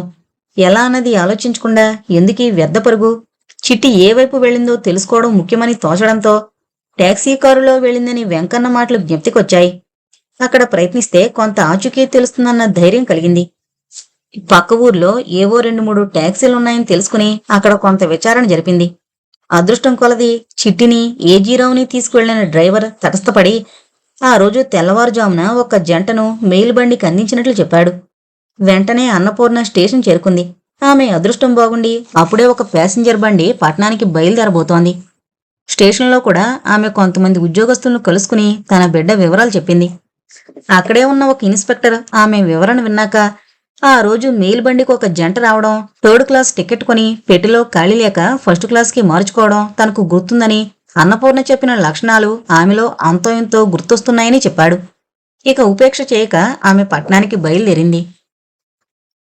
కాని ఆ మహాపట్నం చేరుకున్నాక అక్కడ చిట్టిని కనిపెట్టడం ఎంత దుస్సాధ్యమో అర్థమై క్షణకాలం కుంగిపోయింది.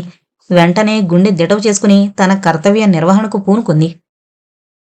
డబ్బు చేతిలో చిక్కాలి అంతే. ఇక రావును ఆపగలవారెవరూ లేరు. దానికి తోడు ఇప్పుడు పొరవంలో ఉన్న పిల్ల పక్కనుంది. ఇక వేరే చెప్పాలా? 3 రోజులు 3 నిమిషాల్లా గడిచిపోయాయి. ఆ 3 నాళ్ల ముచ్చట్లకు మూట ఖాళీ అయింది. ఏజీరావు మెదడు ఎక్స్ప్రెస్ బండిలా పరిగెత్తింది. తెల్లవారితే హోటల్ యజమాని తన వద్ద డబ్బు లేదని తెలిస్తే మెడపట్టి గెంటడం ఖాయం. ఎలాగో డబ్బు సంపాదించాలి. ఎలాగన్నా ఆలోచన రాగానే మెత్తని పొరుపు మీద వయ్యారంగా దొర్లుతున్న చిట్టి రావు దృష్టిని ఆకర్షించింది. తాను ఎంతటి మూర్ఖుడో తలచుకుని తనను తానే నిందించుకున్నాడు. తానంతటి అనుభవశాలి స్త్రీ స్పర్శ తెలియని అమాయక బ్రహ్మచారిలా మారి చిట్టి పరిష్వంగంలో విలువైన కాలం వ్యర్థం చేయడం అవివేకంగా తోచింది. కాలం విలువ తెలిసినవాడైతే 2 రోజుల్లో ఎంత డబ్బు సంపాదించి ఉండొచ్చునో ఊహించుకోవడమే బాధగా తోచింది. దాని ఫలితం ఇప్పుడు చేతిలో చిల్లి గవ్వలేదు. ఆల్రెట్, గతం గదహ, గడిచిన దానికి చింతించడం మూర్ఖుల లక్షణం అని కార్యరంగంలో దూకాడు రావు. చిట్టి, హౌ బ్యూటిఫుల్ యు ఆర్ అంటూ పక్కన చేరాడు. రియల్లీ నేనంత అందంగా ఉన్నానా? చక్రాల్లాంటి కళ్ళు వయ్యారంగా తిప్పుతూ అడిగింది చిట్టి. రావు సాంగత్యంలో మధ్య మధ్య ఇంగ్లీషు ముక్కలు దొర్లించడం కూడా నేర్చుకుంది. ఎంత మాట, నిన్ను ఇలా చూస్తుంటే జున్ను ముక్కలా జుర్రెద్దామనిపిస్తోంది. పొగడతలకు ఉబ్బిపోని ఆడది ప్రపంచంలో ఉండదని అతని అనుభవపాఠం నేర్పింది. నిజంగానా అంటూ గోముగా రావు మెడ చుట్టూ చేతులు వేసి తన మీదకు లాక్కుంది. ఆ మాటకొస్తే నేనేంటి, నన్ను తలదన్నే కొమ్ములు తిరిగిన మొనగాళ్ళు కూడా ఐసైపోతారు నిన్ను చూస్తే. అవును, జ్ఞాపకొచ్చింది. మధ్యాహ్నం షాపులో నువ్వు చీర సెలెక్ట్ చేసుకుంటున్నప్పుడు ఆ షాపు యజమాని నీ వైపు తినేసేటట్లు చూశాడు. నువ్వు గమనించావో లేదో? ఛీ, వేదవ బుద్ధి, అదేం పని? అయినా వాడెలా చూస్తే నాకెందుకు అంది స్త్రీ సహజమైన అభిమానంతో. ఇదిగో, అలాంటి వెర్రి మాటలేం మాట్లాడవద్దు అంటాను. ముఖం సీరియస్గా పెట్టి చిట్టి నుంచి కొంచెం దూరం జరిగి కూర్చున్నాడు. తాను అన్నదానిలో తప్పేంటో చిట్టికి అర్థమవలేదు. కాని రావుకి కోపమొచ్చిందేమో అని భయపడింది. అతనికి కోపమొస్తే తన బ్రతుకు నాశనమవుతుంది. ఏదో తెలియని మైకంలో ఆవేశంలో అతనితో వచ్చేసింది. కారులో అతని పక్కన ప్రయాణం చేస్తున్న మరుక్షణం నుంచి ఆమె మనసు తప్పు తప్పు అని ఘోషిస్తూనే ఉంది. దిగిపో, తల్లి చెంతకు పారిపో అన్న మాటలు అంతరాంతరాల్లోంచి చెవుల్లో గింగురు పెట్టాయి. కాని వెనుతిరిగిపోవడానికి ధైర్యం లేక మనసు దృఢం చేసుకుని ముందుకే సాగిపోయింది. పట్నం వచ్చిన 3 రోజుల్లో తనకు ఊపిరి పీల్చుకోవడానికైనా సావకాశం కలగనివ్వలేదు రావు. కాని ఆమె మెదడు భావి కర్తవ్యం గురించి తీవ్రంగా ఆలోచించకపోలేదు. అందుచేతనే ఇంకా కాలయాపన చేయకుండా పరిస్థితి సరిదిద్దుకోవాలని తొందరపడింది. రావుని తిరిగి తన బాహుబంధంలో బిగించి అతని ముఖానికి తన చెంప తగిలిస్తూ గోముగా నవ్వుతూ అంది. రావు, కోపంలో కూడా నీ ముఖం ఎంత బాగుంటుందో తెలుసా?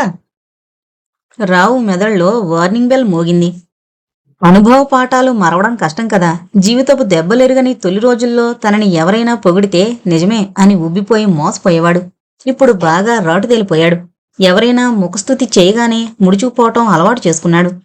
అందుచేత అలవాటు ప్రకారం ముడుచుకుపోయి మనసులోనే నవ్వుకుంటూ అనుకున్నాడు, బుల్లెమ్మ, నీ ఎత్తులు నా దగ్గర సాగవే అని. అతని ఆంతర్యం తెలియని చిట్టి తన నవ్వు బ్రహ్మాస్త్రంలా పనిచేస్తుందన్న నమ్మకంతో, రావ్, మనం పెళ్లి చేసుకుందామా అంది ఆశతో. మనసులోనే ఎంత ఆశే చిట్టిముండా అనుకొని పైకి మాత్రం హుషారుగా రైట్ అలాగే, కాని అంత తొందరెందుకు అన్నాడు. పెళ్ళంత ముఖ్యమైన విషయం కాదన్నట్టు. చిట్టి గుణిసింది. తొందరేమిటి రావు, లేకపోతే మా వాళ్లకు నా ముఖం ఎలా చూపించను? 10 మందిలో తలెత్తుకుని ఎలా తిరగలను అంది మనసులోని బాధ వ్యక్తం చేస్తూ. ఓ, అదా నీ భయం? నువ్వు అనవసరంగా కంగారు పడుకు.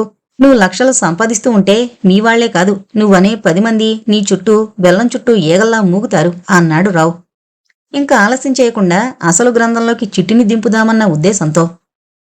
లక్షలా? నేను లక్షలు సంపాదించడమేమిటి? సత్య దూరం కాని ఆశ్చర్యంతో అడిగింది. సంపాదిస్తే ఆడదే సంపాదించాలి. అందులో పూర్వంలో ఉన్న నీలాంటి ఆడదాని ముందు ఎంతటి మగాళ్ళైనా బలాదూరు అని మాటలతో ఒక్కొక్క మెట్టే ఎక్కించాడు రావు.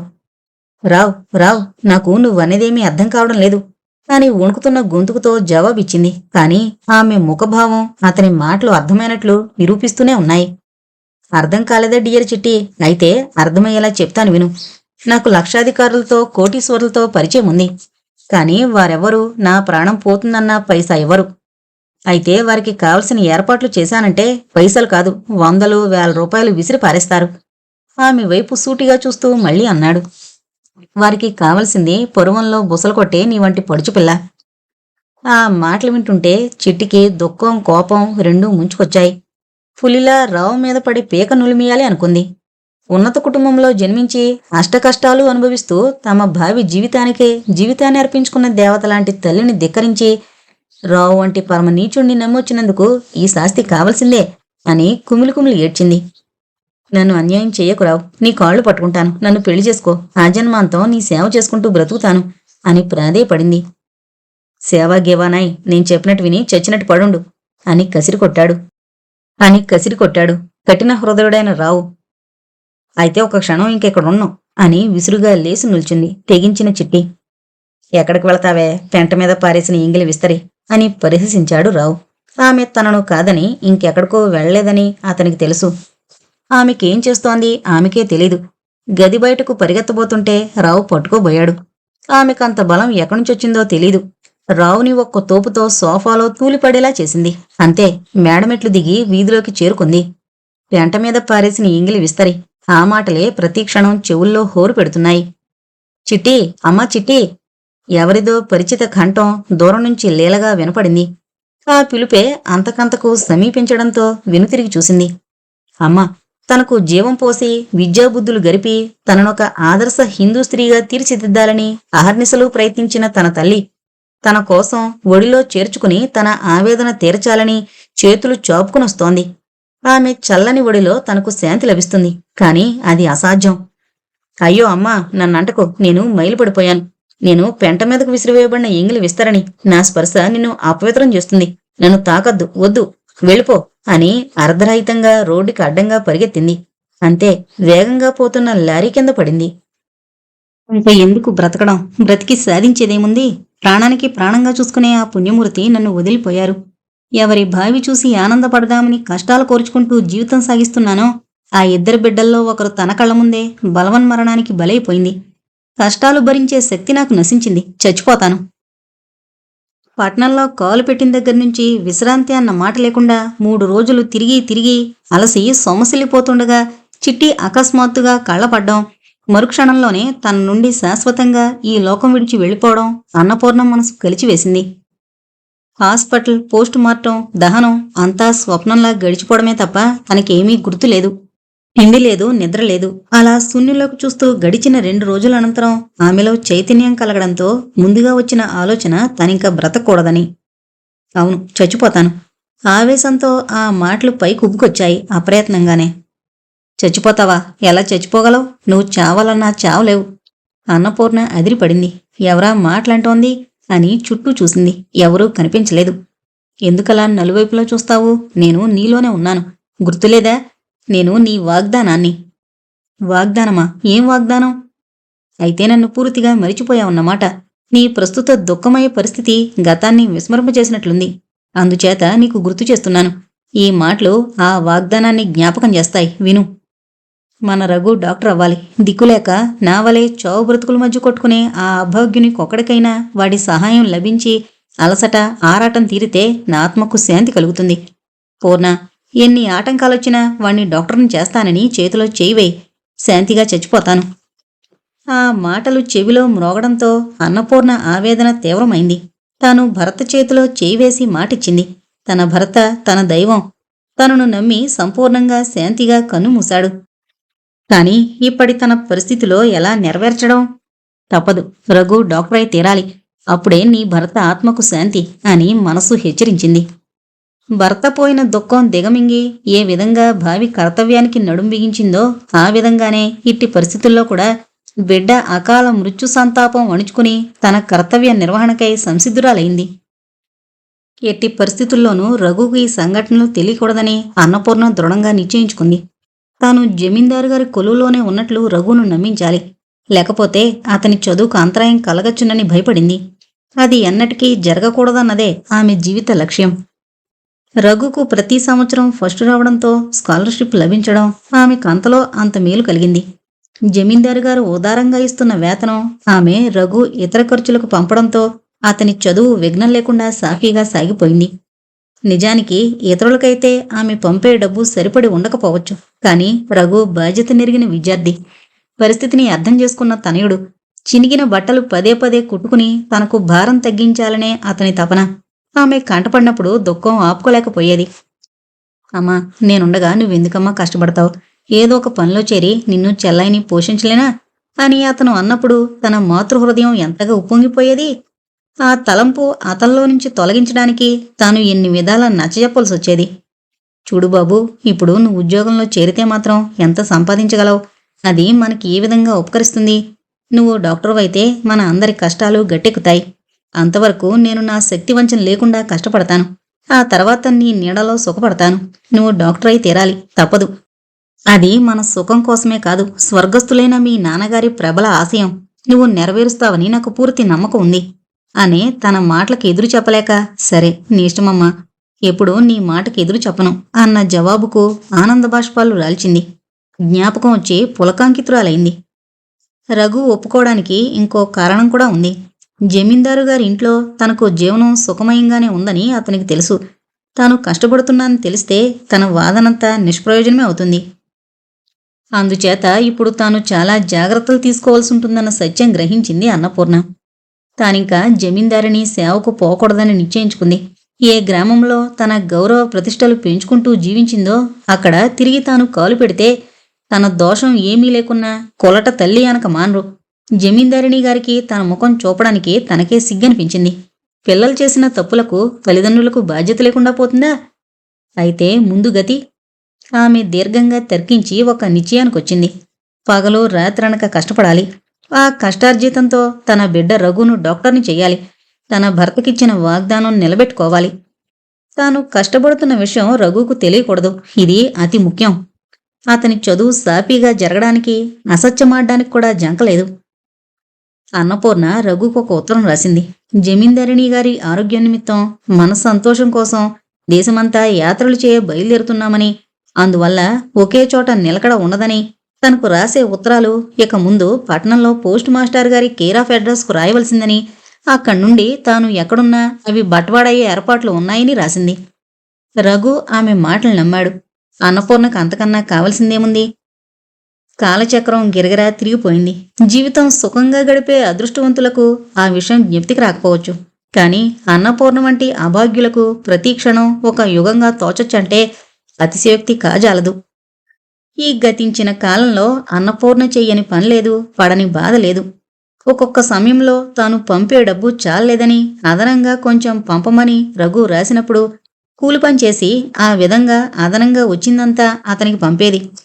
ఇంత కష్టం ఆమె భరించగలిగిందంటే అది తన ఆశయసిద్ధి నెరవేరే సమయం అంతకంతకు సమీపిస్తోందన్న ధైర్యమే తప్ప వేరేమీ కాదు. ఆమె కష్టం ఫలించింది. అమ్మా, నేను ఫస్టుగా పాస్ అయ్యాను. ఈ నెలలో నాకు పట్టా ప్రదానం, బహుమతులు అందుతాయి. నువ్వింకెట్టి అభ్యంతరం చెప్పకుండా వెంటనే బయలుదేరి నా వద్దకొచ్చాయి. నువ్వు లేందే నేను వేదికపైకి వెళ్లి పట్టా పుచ్చుకోలేను. ఆ సంతోషం నీతో పంచుకోలేని నిర్భాగ్యుణ్ణి చేయకు. ఇదిగో మా అమ్మ, ఈరోజు మీ అందరి సమక్షంలో ఒక వ్యక్తిగా గుర్తింపబడి ప్రశంసలు అందుకోగలుగుతున్నానంటే దీనికి అర్హత కలగజేసింది ఇదిగో మా అమ్మ అని నిన్ను చూపించి నా రుణం కొంతైనా ఈ విధంగా తీర్చుకోవాలనుకుంటున్నాను. అమ్మా, నాకు నిరాశ కలగజేయవని మనస్ఫూర్తిగా నమ్ముతున్నాను. అమ్మా, తప్పకొస్తావు కదూ? అవును, వస్తావు, నన్ను ఆశీర్వదిస్తావు అని ప్రేమతో రఘు రాసిన ఆ ఉత్తరం ఎన్ని మార్లు చదివినా తనివి తీరలేదు అన్నపూర్ణకు. నా బిడ్డ, నా ప్రాణం, నా రఘు డాక్టర్ అయ్యాడు. స్వామి, నీకిచ్చిన వాగ్దానం నిలబెట్టుకున్నాను. భగవంతుడా, నీకివే అనంత కోటి నమస్కారాలు అని తన కష్టాలు అంతముందైన సంతృప్తితో శ్వాస పీల్చింది అన్నపూర్ణ. రఘుకు ఆఖరి సంవత్సరంలో విచిత్ర పరిస్థితుల్లో రమతో పరిచయం ఏర్పడింది. ఆ సంవత్సరం తనని ఫైన్ ఆర్ట్స్ సెక్షన్కు సెక్రటరీగా ఎన్నుకున్నారు. ఆ సందర్భంలో ఏర్పాట్లు ఘనంగా జరిపించాలని ప్రిన్సిపాల్ ఆదేశించాడు. రఘు ఉత్సాహంతో పాల్గొన్నాడు. రోమియో అండ్ జూలియట్ డ్రామా ఆ ఫంక్షన్కి హైలైట్ అనిపించాలన్న పట్టుదలతో రిహార్సల్స్ చేయించాడు. దురదృష్టవశాత్తు జూలియట్ వేషం వేస్తున్న అమ్మాయికి అకస్మాత్తుగా జబ్బు చేయడంతో నాటకం ఆపివేసే పరిస్థితికి దారితీసింది. డ్రామా ఆప్ చేయడం రఘునాథ్కి ఇష్టం లేకపోయింది. అందుచేత మిత్రులు శ్రేయోభిలాషులను సంప్రదించి సైన్స్ కాలేజీలో ఆఖరి సంవత్సరం చదువుతున్న రమ అనే అమ్మాయికి నాటకానుభవం ఉందని తెలుసుకుని ఆమెను ఒప్పించి రిహార్సల్స్ చేయించడం మొదలుపెట్టాడు. ఫంక్షన్ దిగ్విజయంగా జరిగి రఘు అందరి ప్రశంసలు అందుకొన్నాడు. రమతో ఏర్పడిన పరిచయం అంతటితో ఆగలేదు. తరచూ రమను కలుసుకుంటుండేవాడు. అందుకొక కారణం లేకపోలేదు. రమ చిన్నతనంలో మేడమెట్ల మీద నుంచి జోరుగా దిగొస్తున్న ఒక స్త్రీ చెయ్యి తగిలి 2 మెట్లు దొర్లి పడిపోయింది. అప్పటినుంచి ఆమెకు తరచూ తలనొప్పి రావడం మొదలైంది. తన పరిస్థితి రమ రఘునాథ్కు తెలియజేసింది. స్వయంగా అతను డాక్టర్, హాస్పిటల్లో నిపుణులతో పరిచయం ఉంది. అందుచేత ప్రత్యేక శ్రద్ధతో వారితో వైద్యం చేయించి స్వల్ప వ్యవధిలోనే ఆమెకు ఆ బాధ విముక్తి కలగజేశాడు. రమకు కెమిస్ట్రీ సబ్జెక్టు చికాకు కలగజేస్తోందని తెలుసుకుని ఆమెకు అందులో నైపుణ్యం వచ్చేలా సహాయపడ్డాడు. తరచూ ఈ సందర్భాల్లో వారు కలుసుకుంటూ ఉండడం ఒకరినొకరు బాగా అర్థం చేసుకోవడానికి దోహదం చేసింది. ఇంకా విడమర్చి చెప్పాలంటే రఘు ఆమెను ప్రేమించాడు. రమ కూడా ఆకర్షితురాలైంది అనడంలో సందేహం లేదు. కాని నిగ్రహంతో రఘు తన ప్రేమని ఎన్నడూ ఆమె ముందు వెలుబుచ్చలేదు. అంతస్తుల్లో ఇద్దరి మధ్య ఉన్న అగాధమే దానికి కారణం. రమ శ్రీమంతుల బిడ్డ. తనకో జీవితంలో రెక్కలే ఆధారం. ధనానికాశించి ప్రేమిస్తున్నాడన్న అపవాదు అతను భరించలేడు. అతను ఎన్నడూ వారి ఐశ్వర్యం గురించి ఆశపడలేదు. రమను తనతో కష్టాలు పంచుకోమని అడగడానికి సాహసించలేకపోయాడు. తరచూ రఘు రమ ఇంటికి వెళుతుండేవాడు. రమ తల్లిదండ్రులు అతన్ని నిశ్చితంగా పరీక్షించకపోలేదు. వారికి అతనిపై సదభిప్రాయం కలిగింది. దానికి జతగా కాలేజీలో అతని గురువులకి అతనిపైనున్న గౌరవం వారి సదభిప్రాయాన్ని బలపరిచింది. అసాధారణ ప్రజ్ఞావంతుడు రఘునాథ్ అనే ప్రిన్సిపాల్ అభినందనలు వారు తీసుకోదలిచిన నిర్ణయం ధృవపరిచింది. రమను రఘునాథ్కిచ్చి వివాహం చేయాలన్నదే వారి దృఢ నిర్ణయం. ఆ రోజు రఘునాథ్ వారిల్లు చేరగానే ఆ ప్రస్తావన చేశారు. మిస్టర్ రఘునాథ్, నీ అభిమతమేంటో చెప్పవలసిందని. రమ తండ్రి అడిగినప్పుడు ఆనంద తరంగాల్లో మునిగి తేలియాడాడంటే అతిశయోక్తి కాదు. కాని తన అంగీకారం రఘు వెంటనే తెలియపరచలేదు. దాపరికమన్నది అతని ప్రకృతికే విరుద్ధం. తన స్థితిగతులు వారికి పూర్తిగా తెలియజేసి అటు పిమ్మట వారు అభ్యంతరం తెలుపకపోతే అది సరైన మార్గమని తన జీవిత చరిత్ర వారి ముందుంచాడు. రఘునాథ్ చెప్పడం మొదలుపెట్టిన మరుక్షణంలోనే ఆ భార్యాభర్తల ముఖాలు వెలవెలపోయాయి. వివాహ విషయం నిర్ణయంలో తాము తొందరపడినట్లు భావించారు. దానికి కారణం వెతకనవసరం లేదు. రఘునాథ్ స్వయంగా తమ మేనల్లుడని నిర్ధారణ పడ్డమే దానికి కారణం. నిజంగా మేనల్లుడని, అందుచేత తగనివాడని వారి అభిప్రాయం ఎంతమాత్రం కాదు. పరిస్థితులు అనుకూలిస్తే ఆ క్షణంలో వారు వివాహం చేయడానికి సంసిద్ధులే. రఘునాథ్ వంటి అల్లుడు దొరకడం వారి అదృష్టంగా భావించారు. కాని ఎట్టి పరిస్థితుల్లోనూ అతని తల్లి ఈ సంబంధానికి అంగీకరించదని వారి భయం. అందుకు కారణం లేకపోలేదు. ఆమె కష్టదశలో వారు సహాయం నిరాకరించి అమర్యాదగా ఆమెను ఇంటి నుంచి వెళ్లగొట్టారు. ఆనాడు బాధతో తిరిగి వెళ్ళిపోతూ ఆమె అన్న మాటలు ఎలా మరువగలరు? ఇదిగో రఘు, ఇక ఎప్పుడూ ఎట్టి పరిస్థితుల్లోనూ నీ గడప తొక్కను. నీకు నాకు ఈనాటితో రుణం తీరిపోయింది. వారి కళావిహీనమైన ముఖాలు పరిశీలనగా చూసిన రఘు దానికి కారణం ఇంకో విధంగా అర్థం చేసుకోవడంతో మౌనంగా లేచి వెళ్లడానికి సంసిద్ధుడయ్యాడు. అంతలో రమ తండ్రి అన్నాడు, చూడు రఘునాథ్, ఆదిలో కొన్ని విషయాలు తెలుసుకోకపోవడం వల్ల పొరపాటు జరిగినందుకు చింతిస్తున్నాను. అతని మాటలు పూర్తి కాకుండానే రఘు కోపంగా జవాబిచ్చాడు, అవును, నేను దరిద్రుణ్ణి. నా తల్లి ఒకరేంట నౌకరీ చేసి నన్ను చదివించింది. మా వంటి బేదల ఇంటి కోడలుగా రమ పోలేదు. అదే కదా మీ ఉద్దేశం? అసహ్యంతో వారి వైపు చూశాడు. రఘు పొరబడుతున్నాడని తెలుసుకున్న రమ తండ్రి వెంటనే రఘు చేతులు సాదరంగా పట్టుకుని, మై డియర్ రఘునాథ్, నువ్వు మమ్మల్ని అపార్థం చేసుకున్నావు. అసలు రహస్యం నీకు తెలియకపోవడమే దీనికి మూల కారణం. నువ్వు స్వయానా నా మేనల్లుడివి. ఈ సంబంధానికి మీ అమ్మ ఎన్నటికీ అంగీకరించదనేది మా సంశయం. మాకు ఈ వివాహానికి ఎట్టి అభ్యంతరమూ లేదు. అనుకూలిస్తే ఈ క్షణంలోనే నిన్ను అల్లుడుగా స్వీకరిస్తాం అన్నాడు. రఘునాథ్ ఆశ్చర్యంలో మునిగిపోయాడు. తన ఎదురుగా ఉన్నది తన ఆత్మబంధువులా? ఎవరినైతే తాను గాఢంగా ప్రేమించాడో ఆమె తన స్వంత మేనకోడలా? దైవలీలలు ఎంత విచిత్రంగా ఉంటాయి. రఘునాథ్ తన తొందరపాటుకు పశ్చాత్తాపం ప్రకటించాడు. ఆ మాట విన్నప్పుడు వారి ముఖాల్లో సంతోషం వెల్లివిరిసింది. రఘునాథ్ నవ్వుతూ అన్నాడు, రక్త సంబంధం తెంచుకున్నా తెగదని ఇందుచేతనే అంటారు కాబోలు. దైవ నిర్ణయాన్ని మనం తిరస్కరించలేం. మా అమ్మ మనసు వెన్నవంటిది. ఆమెకెలాంటి అభ్యంతరం ఉండదని నేను హామీ ఇస్తున్నాను. తల్లి మీదున్న అమిత అనురాగంతో రఘునాథ్ అలా అంటున్నాడే కాని అన్నపూర్ణ మనసు మారుతుందన్న ఆశ వారికి కొసానా లేదు. రమ తండ్రి జరిగిందంతా రఘునాథ్కు వివరంగా చెప్పాడు. బాబూ రఘునాథ్, మీ అమ్మకు మా మీద ద్వేషం కలగడానికి కారకులం మేమేని అంగీకరించడానికి నేను సందేహించను. జరిగిందానికి మనస్ఫూర్తిగా పశ్చాత్తాపడుతున్నాం. కానీ మాతో సంబంధానికి ఆమె అంగీకరిస్తుందన్న నమ్మకం తోచడం లేదు. నిన్ను అల్లుడుగా స్వీకరించలేకపోతున్నామన్నదే మా విచారం.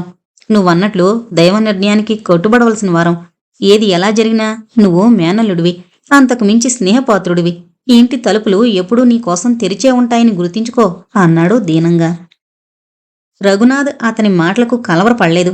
తన తల్లి మీద అతనికి ఎనలేని విశ్వాసం. ఏదో ఆవేశంలో అన్న మాటలు తిరుగులేనివని ఆమె భావిస్తుందనుకోలేదు. పైగా తానేమకు స్వయంగా నచ్చజెప్పగలనన్న విశ్వాసం ఉంది. అంతకు మించి తన ఆనందానికి ఆమె ఎట్టి పరిస్థితుల్లోనూ అడ్డుపడదు అన్న ప్రబల నమ్మకం. అందుచేతనే ఎలాంటి సంకోచం లేకుండా వారితో ఖుషీగా అన్నాడు. మీరు ఏ విధమైన అనుమానాలు పెట్టుకోకండి. మా అమ్మ నా మాటకు ఎలాంటి సందర్భంలోనూ అడ్డు చెప్పదని నేను హామీ ఇస్తున్నాను. అందరి ముఖాలు సంతోషంతో వికసించాయి. నీ ఉద్దేశం ఏంట్రమ్మా అని సరదాగా అడిగాడు రఘునాథ్. ఏమో, నాకు భయంగా ఉంది. ఆమె చేతి దెబ్బ రుచి చూసిందాన్నిగా అంది నవ్వుతూ. అంతా ఒకేమారు గొల్లు నవ్వారు. అన్నపూర్ణ ఆనందానికి అవధులు లేవు. అంతమంది ఏక కంఠంతో ఒక వ్యక్తిని పొగుడుతున్నప్పుడు ఆ వ్యక్తి తన అనుంగు బిడ్డడే అయినప్పుడు ఏ తల్లి మనసు ఉప్పొంగిపోకుండా ఉంటుంది? అందులో ఆ బిడ్డ తన జీవితాశయాన్ని ఫలింపజేసిన వాడైనప్పుడు ఆ ఆనందం ఎంత రుద్దవుతుంది? బాబూ రఘు, ఇలారా, ఇంత దిష్టి తీసి పారేస్తాను అని తల్లి అన్న మాటకు రఘునాథ్ నవ్వు ఆఫ్ చేసుకోలేకపోయాడు. బాగుందమ్మా నీ చేదస్తం. నేనింకా అడ్డాల్లో బిడ్డనుకుంటున్నావా? అంటే అన్నపూర్ణ, బిడ్డలెంత పెద్దవారైనా తల్లికి చిన్నపిల్లలే. పెద్దలు ఊరికినే అంటారా దృష్టిదోషమని అని సమాధానం చెబుతూ రఘు అభ్యంతరం చూపినా వినిపించుకోకుండా దృష్టి తీసి పారేసింది. అప్పటికి కాని ఆమె ఆరాటం కుదుట పడలేదు. ఆ తల్లి ప్రేమ అటువంటిది. అన్నపూర్ణ రఘునాథం ఉన్న ఊరొచ్చి 2 రోజులుంది. ఈ 2 రోజుల్లో జరిగిందంతా విని రఘునాథ్ చాలా విచారించాడు. చిట్టి మరణం అతని హృదయాన్ని ఎంతగా దుఃఖపరిచిందో అంతకు అన్ని రెట్లు తల్లి తన కోసం పడిన కష్టం వింటూ ఉంటే దుఃఖం ఆపుకోలేక కన్నీరు మున్నీరుగా విలపించాడు. అతని సున్నిత హృదయం ఎరిగిన ఆ తల్లి తన కష్టాలను కావాలనే తేలికగా చిత్రించి చెప్పింది. ఎంత పనిచేశావమ్మా! నేను సుఖపడాలని నువ్వు నా కోసం రాత్రింబవళ్ళు శ్రమించావా? నేను నీ కడుపున పుట్టి నీకు చేసిన ఉపకారం ఇదా? నా కోసం నీ శరీరంలోని ప్రతి రక్తపు బిందువు చిందించావా? ఆ కాయలు కాసిన నీ అరచేతులు నువ్వు చెప్పకపోయినా నీ కష్టాన్ని నిరూపిస్తున్నాయి. ఇది నీకు న్యాయమంతోచిందా? తీర్థయాత్రలు చేస్తూ ఆనందంగా కాలం గడుపుతున్నానని నువ్వు రాసిన ఉత్తరం చదివి నిజమనుకుని నిన్ను కలుసుకోకుండా ఉపేక్ష చేసిన నాకు ఏ శిక్ష విధించినా చాలదని తోస్తోంది. ఎందుకమ్మా ఇంత పాపం నా మెడకు చుట్టావు? ఈ నా పాపానికి విముక్తి లేదు అని శోకిస్తోన్న రఘునాథను ఆప్యాయతతో ఆలింగనం చేసుకుని అతనికి ఉపశాంతి కలగజేయడానికి ప్రబల యత్నం చేసింది. బాబూ రఘు, కష్టాలు అనుభవించిన తర్వాతనే సుఖంలో ఉన్న హాయి అర్థమవుతుంది. ఈరోజు నేను ఎంత గర్విస్తున్నానో తెలుసా? నా బిడ్డ నా వాగ్దానం నిలుపుకునే అవకాశం కలగజేశాడు. ఆ వాగ్దానం నెరవేర్చని నాడు నేను ఎంత ఖేదం అనుభవించేదాన్నో తలుచుకుంటేనే కంపరం వస్తోంది. ఇప్పుడదంతా ఒక కలగా తోస్తోంది. ఈనాడు నేను అనుభవిస్తున్న ఆనందంతో పోల్చి చూస్తే అసలు నేను కష్టపడ్డానా అనిపిస్తోంది. ఇంకా ఆ విషయం ఇద్దరం మరిచిపోదాం. గతమును గురించి చింతించడం మూర్ఖత్వమే అవుతుంది. నువ్వు డాక్టర్ అయ్యావు, అంతటితో మన కర్తవ్యం నెరవేరినట్లు భావించకూడదు. ఏ మహదాశయంతో నువ్వు డాక్టర్ అవ్వాలని మీ నాన్నగారు కోరుకున్నారో ఆ ఆశయానికి మనము ప్రాణప్రతిష్ఠ చెయ్యాలి. బాబూ రఘు, నా చెంత కూర్చో. నా చేతితో నీకు తినిపించి ఎంత కాలమైందో, ఏం తింటున్నావో ఎలా ఉంటున్నావో అని ఈ తల్లి గుండె ఎంతగా కొట్టుకుపోయిందో. ఆ ఆవేదన తీరేలాగా నా చేతుల మీదుగా నీకు అందిస్తాను, తినుబాబు అంటున్న ఆ తల్లి ప్రేమకు ఏ విధంగా ఆ దేవతరుణం తీర్చగలనా అన్న అతని హృదయవేదన అనుభవించిన వారికే తెలుస్తుంది. అమ్మా, నీకో సంతోష వార్త చెప్పనా? చెబితే నాకేమిస్తావు అంటూ లోపలికొస్తోన్న రఘును చూడగానే ఆ వార్తేదో వాస్తవానికి తనకంటే అతనికి ఎక్కువ సంతోషం కలగజేసేదిగా ఉన్నట్లు అన్నపూర్ణ గ్రహించింది. ఈ 2 రోజులుగా తల్లి వద్ద రమ విషయం చెబుదామని ప్రయత్నం చేశాడు. కాని తాను వివాహానికి తొందరపడిపోతున్నట్లు అవుతుందేమో అన్న శంకతో వాయిదా వేయవలసి వచ్చింది. ఆ విషయం ఆమెను కలవరపరుస్తుందని గాని ఆమె దానికి అడ్డు చెబుతుందని గాని అతనికి ఏ విధమైన సందేహం లేదు. నేను ఇవ్వగలిగింది సర్వకాల సర్వావస్థలయందు నా ఆశీర్వాదమే బాబు. ఏంటో ఆ సంతోష వార్త అని ప్రేమగా అడిగింది. నేను ప్రైవేటు ప్రాక్టీస్ పెట్టబోతున్నాను. అన్నపూర్ణ ఆశ్చర్యపడింది, సంతోషమూ కలిగింది. అంతలోనే సందేహం కలిగింది. ప్రైవేటు ప్రాక్టీస్ పెట్టుబడి లేందే జరగని విషయమని ఆమెకు తెలియకపోలేదు. ఆ సంశయమే వ్యక్తం చేసింది. అందుకు పరిస్థితులు అనుకూలించాయమ్మా నవ్వుతూ అన్నాడు.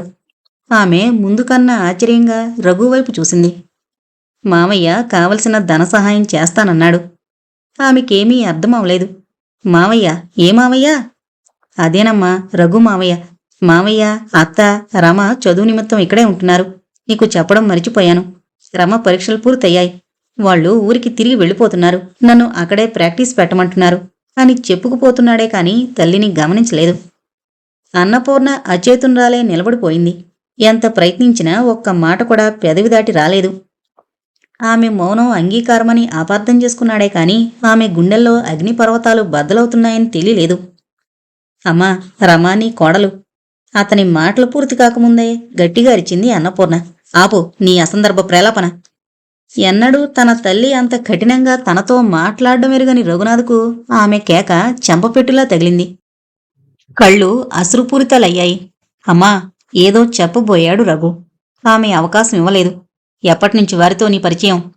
తల్లి కోపం అతన్ని మూగవాణ్ణి చేసింది. ఆమె మొదలుపెట్టింది. నాకర్థమైంది. నువ్వేమీ చెప్పనక్కర్లేదు. ఈ విషయమై నాకెప్పుడూ ఉత్తరం రాయలేదంటేనే అంతా ఊహించుకోగలను. తల్లిని నన్ను మభ్యపెట్టాలనుకున్నావు. అదే కదా నీ ఉద్దేశం? తల్లి తనని అపార్థం చేసుకోవడం భరించలేకపోయాడు రఘు. అమ్మా, నా మాట నమ్ము. నీకు తెలియకుండా నేను ఆ పని చేయలేను. ఈ విషయం నీతో స్వయంగా చెప్పాలని కొంచెం ఆలస్యం చేశాను అంతే అన్నాడు దీనంగా. ఆమె కోపం శాంతించలేదు. సరే, ఇప్పుడు స్వయంగా చెప్పావు కదూ, ఇంకెప్పుడూ ఆ విషయం ప్రస్తావించుకో అంది కఠినంగా. అమ్మా, నా మాట కొంచెం విను అని ప్రాధేయపడ్డాడు. రఘు, నన్ను విసిగించుకో. నువ్వు నాతో ఎవరి విషయమై చర్చిస్తున్నావో వారు ఎటువంటి వారో తెలుసుకునే మాట్లాడుతున్నావా? కోపంగా అడిగింది. వారు నాకు అంతా విపులంగా చెప్పారమ్మా. అసలు విషయం ఏంటంటే ఆమె అడ్డుపడి ఆవేశం తరిచింది. చావు బ్రతుకుల మధ్య కొట్టాడుతున్న నీ తండ్రికి ప్రాణభిక్ష పెట్టమని నేను వారి వాకిట నిలిచిన రోజున దయాదాక్షిణ్యమనే మాట లేక ముష్టిదాన్ని తరిమి కొట్టినట్లు వెడల కొట్టామని నీతో చెప్పారా? ఆమె కళ్ళు నిప్పులు కక్కాయి. నాకు జరిగిన అవమానం భరించలేక నీ తండ్రి ఎంతగా కృషించిపోయారో నీకు తెలుసా? వారి నిర్దాక్షిణ్య ప్రవర్తనకు నీ తండ్రి దిక్కులేని చావుకు బలైపోయారని నీకు తెలుసా? వారి స్వార్థ చింతనతో అమాయకుడైన నిన్ను మోసం చేయవచ్చు, నన్ను మోసగించలేరు. అమ్మా, ఎంతటి స్వార్థపరులు! ఈరోజు నువ్వు డాక్టర్వని, ఎంతకన్నా మంచి సంబంధం వారికి దొరకదని కుట్రతో నా కడుపులో చిచ్చు పెట్టాలని చూస్తున్నారు. అది జరగడం అసంభవం. అమ్మా, రఘు, జరిగిందేదో జరిగిపోయింది. ఇక వాళ్ళని మర్చిపో. అమ్మా, ఎప్పుడూ నీ మాటకి ఎదురు చెప్పలేదు. ఈ ఒక్క విషయంలో నన్ను మాట పూర్తి కాలేదు. రఘు, ఆ ప్రస్తావన ఆపుతావా లేదా? కఠినంగా ఆదేశించింది. గతించిన రోజులైతే ఇంకొక మాట కూడా అనలేకపోయేవాడు. కాని ఈనాటి రఘునాథ్ ఒక ప్రేమికుడు. అదే ఆమెతో అన్నాడు. అమ్మా, నేను రమను మనసారా ప్రేమించానమ్మా. అలాగా, మరి నన్ను? ఆమె సూటి ప్రశ్న. అమ్మా, నీకెలా నచ్చజెప్పను? నా మనసు నీకు తెలీదా? తెలుసు కనుకనే ఇంతసేపు ఓర్పు వహించాను. ఆమె ఆ చోటు నుంచి వేరొక చోటికి వెళ్ళింది. రఘు ఆమెను అనుసరించాడు. అమ్మా, నువ్వు అంగీకరించకపోతే నా హృదయం బద్దలవుతుంది. ఈ ఒక్క విషయంలో నీ బిడ్డ కోరిక తీర్చవా? రమలేనిదే నా జీవితం శూన్యం. నీ ఆశీస్సులు మాకు అందజేయవా అని ప్రాధేయపడుతూ ఉంటే అన్నపూర్ణ ఒక నిశ్చయానికొచ్చింది. అంతర్గతంగా ఆమె పడే క్షోభ వర్ణనాతీతం. పైకి మాత్రం ప్రశాంతంగా అంది. సరే, నీ ఇష్టం. మా అమ్మ బంగారం, నువ్విక్కడే ఉండు. నేను వెళ్ళి ఈ శుభవార్త వారితో చెప్పి ఇక్కడకు తీసుకొస్తాను అంటూ హుషారుగా బయటకు పరుగు తీశాడు రఘు. రఘు గుమ్మం దాటిన మరుక్షణమే అన్నపూర్ణ కూడా ఇల్లు వదిలి వెళ్ళిపోయింది. ఎక్కడికన్నా నిర్ణయం లేదు. ఆమె ఏదీ ఆలోచించి చేయగల పరిస్థితుల్లో లేదు. హే భగవాన్, నేను ఏం పాపం చేశాను? ఎందుకు నాకు ఈ రంపపు కోత? ఈ బాధ ఎలా భరించను? ఏం చేయను? ఆమె చుట్టూ వికటాట్టహాసాలతో మాటలు వినిపిస్తున్నాయి. అవి మనసులోని ఆలోచన తప్ప వేరొకటి కాదు. శాస్తి బాగా జరిగింది. నా బిడ్డ, నా పంచప్రాణాలు అని అహర్నిశలు వారి కోసమే జీవితం అర్పించావే. ఏం చేశారు వాళ్ళు? నీ కడుపు మీదే తన్నారు. భగవంతుడా, ఈ బాధ ఎలా భరించను? ఎలా బ్రతకను? ఆమె గట్టిగా చెవులు మూసుకుంది. అలా చేస్తే ఆ బాధాకరమైన దెప్పుడు మాటల నుండి విముక్తి కలుగుతుందేమో అన్న ఆశ ఉంటుంది. కాని ఆమె మనసు ఆమెను దెప్పడం మానలేదు. నీ బిడ్డలు, నీ కడుపు చించి నీ రక్తం పంచుకుని పుట్టిన నీ బిడ్డలు నీ కడుపు మీదే తన్నారు. వికటాట్టహాసాల ధ్వని ఎక్కువైంది. భగవంతుడా, ఎలా భరించను? ఆమె ఆవేశంతో పరిగెత్తింది. బహుశా అలా చేస్తే వాటి బాధ నుండి విముక్తి కలగవచ్చునేమో అని ఆమె అభిప్రాయమే ఉండొచ్చు. ఆగు, ఎక్కడికా పరుగు? ఆమెను వెన్నంటింది మనసు. ఆమె ఎదురు తిరిగింది. ఎక్కడికో వల్లకాట్లోకి. నీకెందుకు? అవును, వల్లకాడు. అదే నీకు తెగిన చోటు. పో, అక్కడికే పో. మనసు విక్రించింది. పోతాను, తప్పక పోతాను. బ్రతికి చేసేదేముంది? ఎవరికోసం బతకాలి? ఎందుకు బతకాలి? ఆమె కాళ్ళు ఎటు ఈడుచుకుపోతున్నాయో అటే పోయింది. మనసు మాత్రం ఆమెను విడవలేదు. రమని ప్రేమించాను. రమలేందే నా జీవితం శూన్యం. రఘునాథ్ మాటలు చెవుల్లో గింగురు పెట్టాయి. ఎవరా రమ? ఆమెతో నా బిడ్డకున్న పరిచయం ఎంత? నేను ముందా, రమ ముందా? ఆమె ప్రశ్నకు మనసు సమాధానం. ఓ వెర్రిదానా, మనసులు కలిశాక కాలంతో నిమిత్తమేమిటి? రమతో పరిచయం కొన్ని నెలలే అయి ఉండొచ్చు, కాని ఆమె లేందే తాను జీవించలేనంటున్నాడే. ఇక ముందు వెనకలు ఆలోచనలకు ఆస్కారం ఎక్కడుంది? ఆమె తల బాదుకుంది. కనీ పెంచిన తల్లి లేకపోయినా బ్రతకగలడు, ప్రేమించిన పిల్ల లేకపోతే బ్రతకలేడు. ఎంత దారుణం! ఎప్పుడూ నీ మాటకెదురు చెప్పనమ్మా అన్నాడే ఆనాడు. పరీక్షా సమయం వచ్చేసరికి ఏమైంది? నిన్ను కాదని ఆమె వైపు వాలిపోయాడే. అన్నపూర్ణ, ఎందుకు నీకీ దిక్కుమాలిన సిగ్గులేని బ్రతుకు? ఆమె కాలవ దిశగా నడిచింది. ఆ కాలవలో తనకు తప్పక శాంతి లభిస్తుందన్న నమ్మకం కలిగింది. ఇంతటితో ఆమె కథ అనే నవల కంప్లీట్ అయిందండి. దయచేసి మన ఛానల్ను అందరూ సబ్స్క్రైబ్ చేసుకోగలరు. Thank you.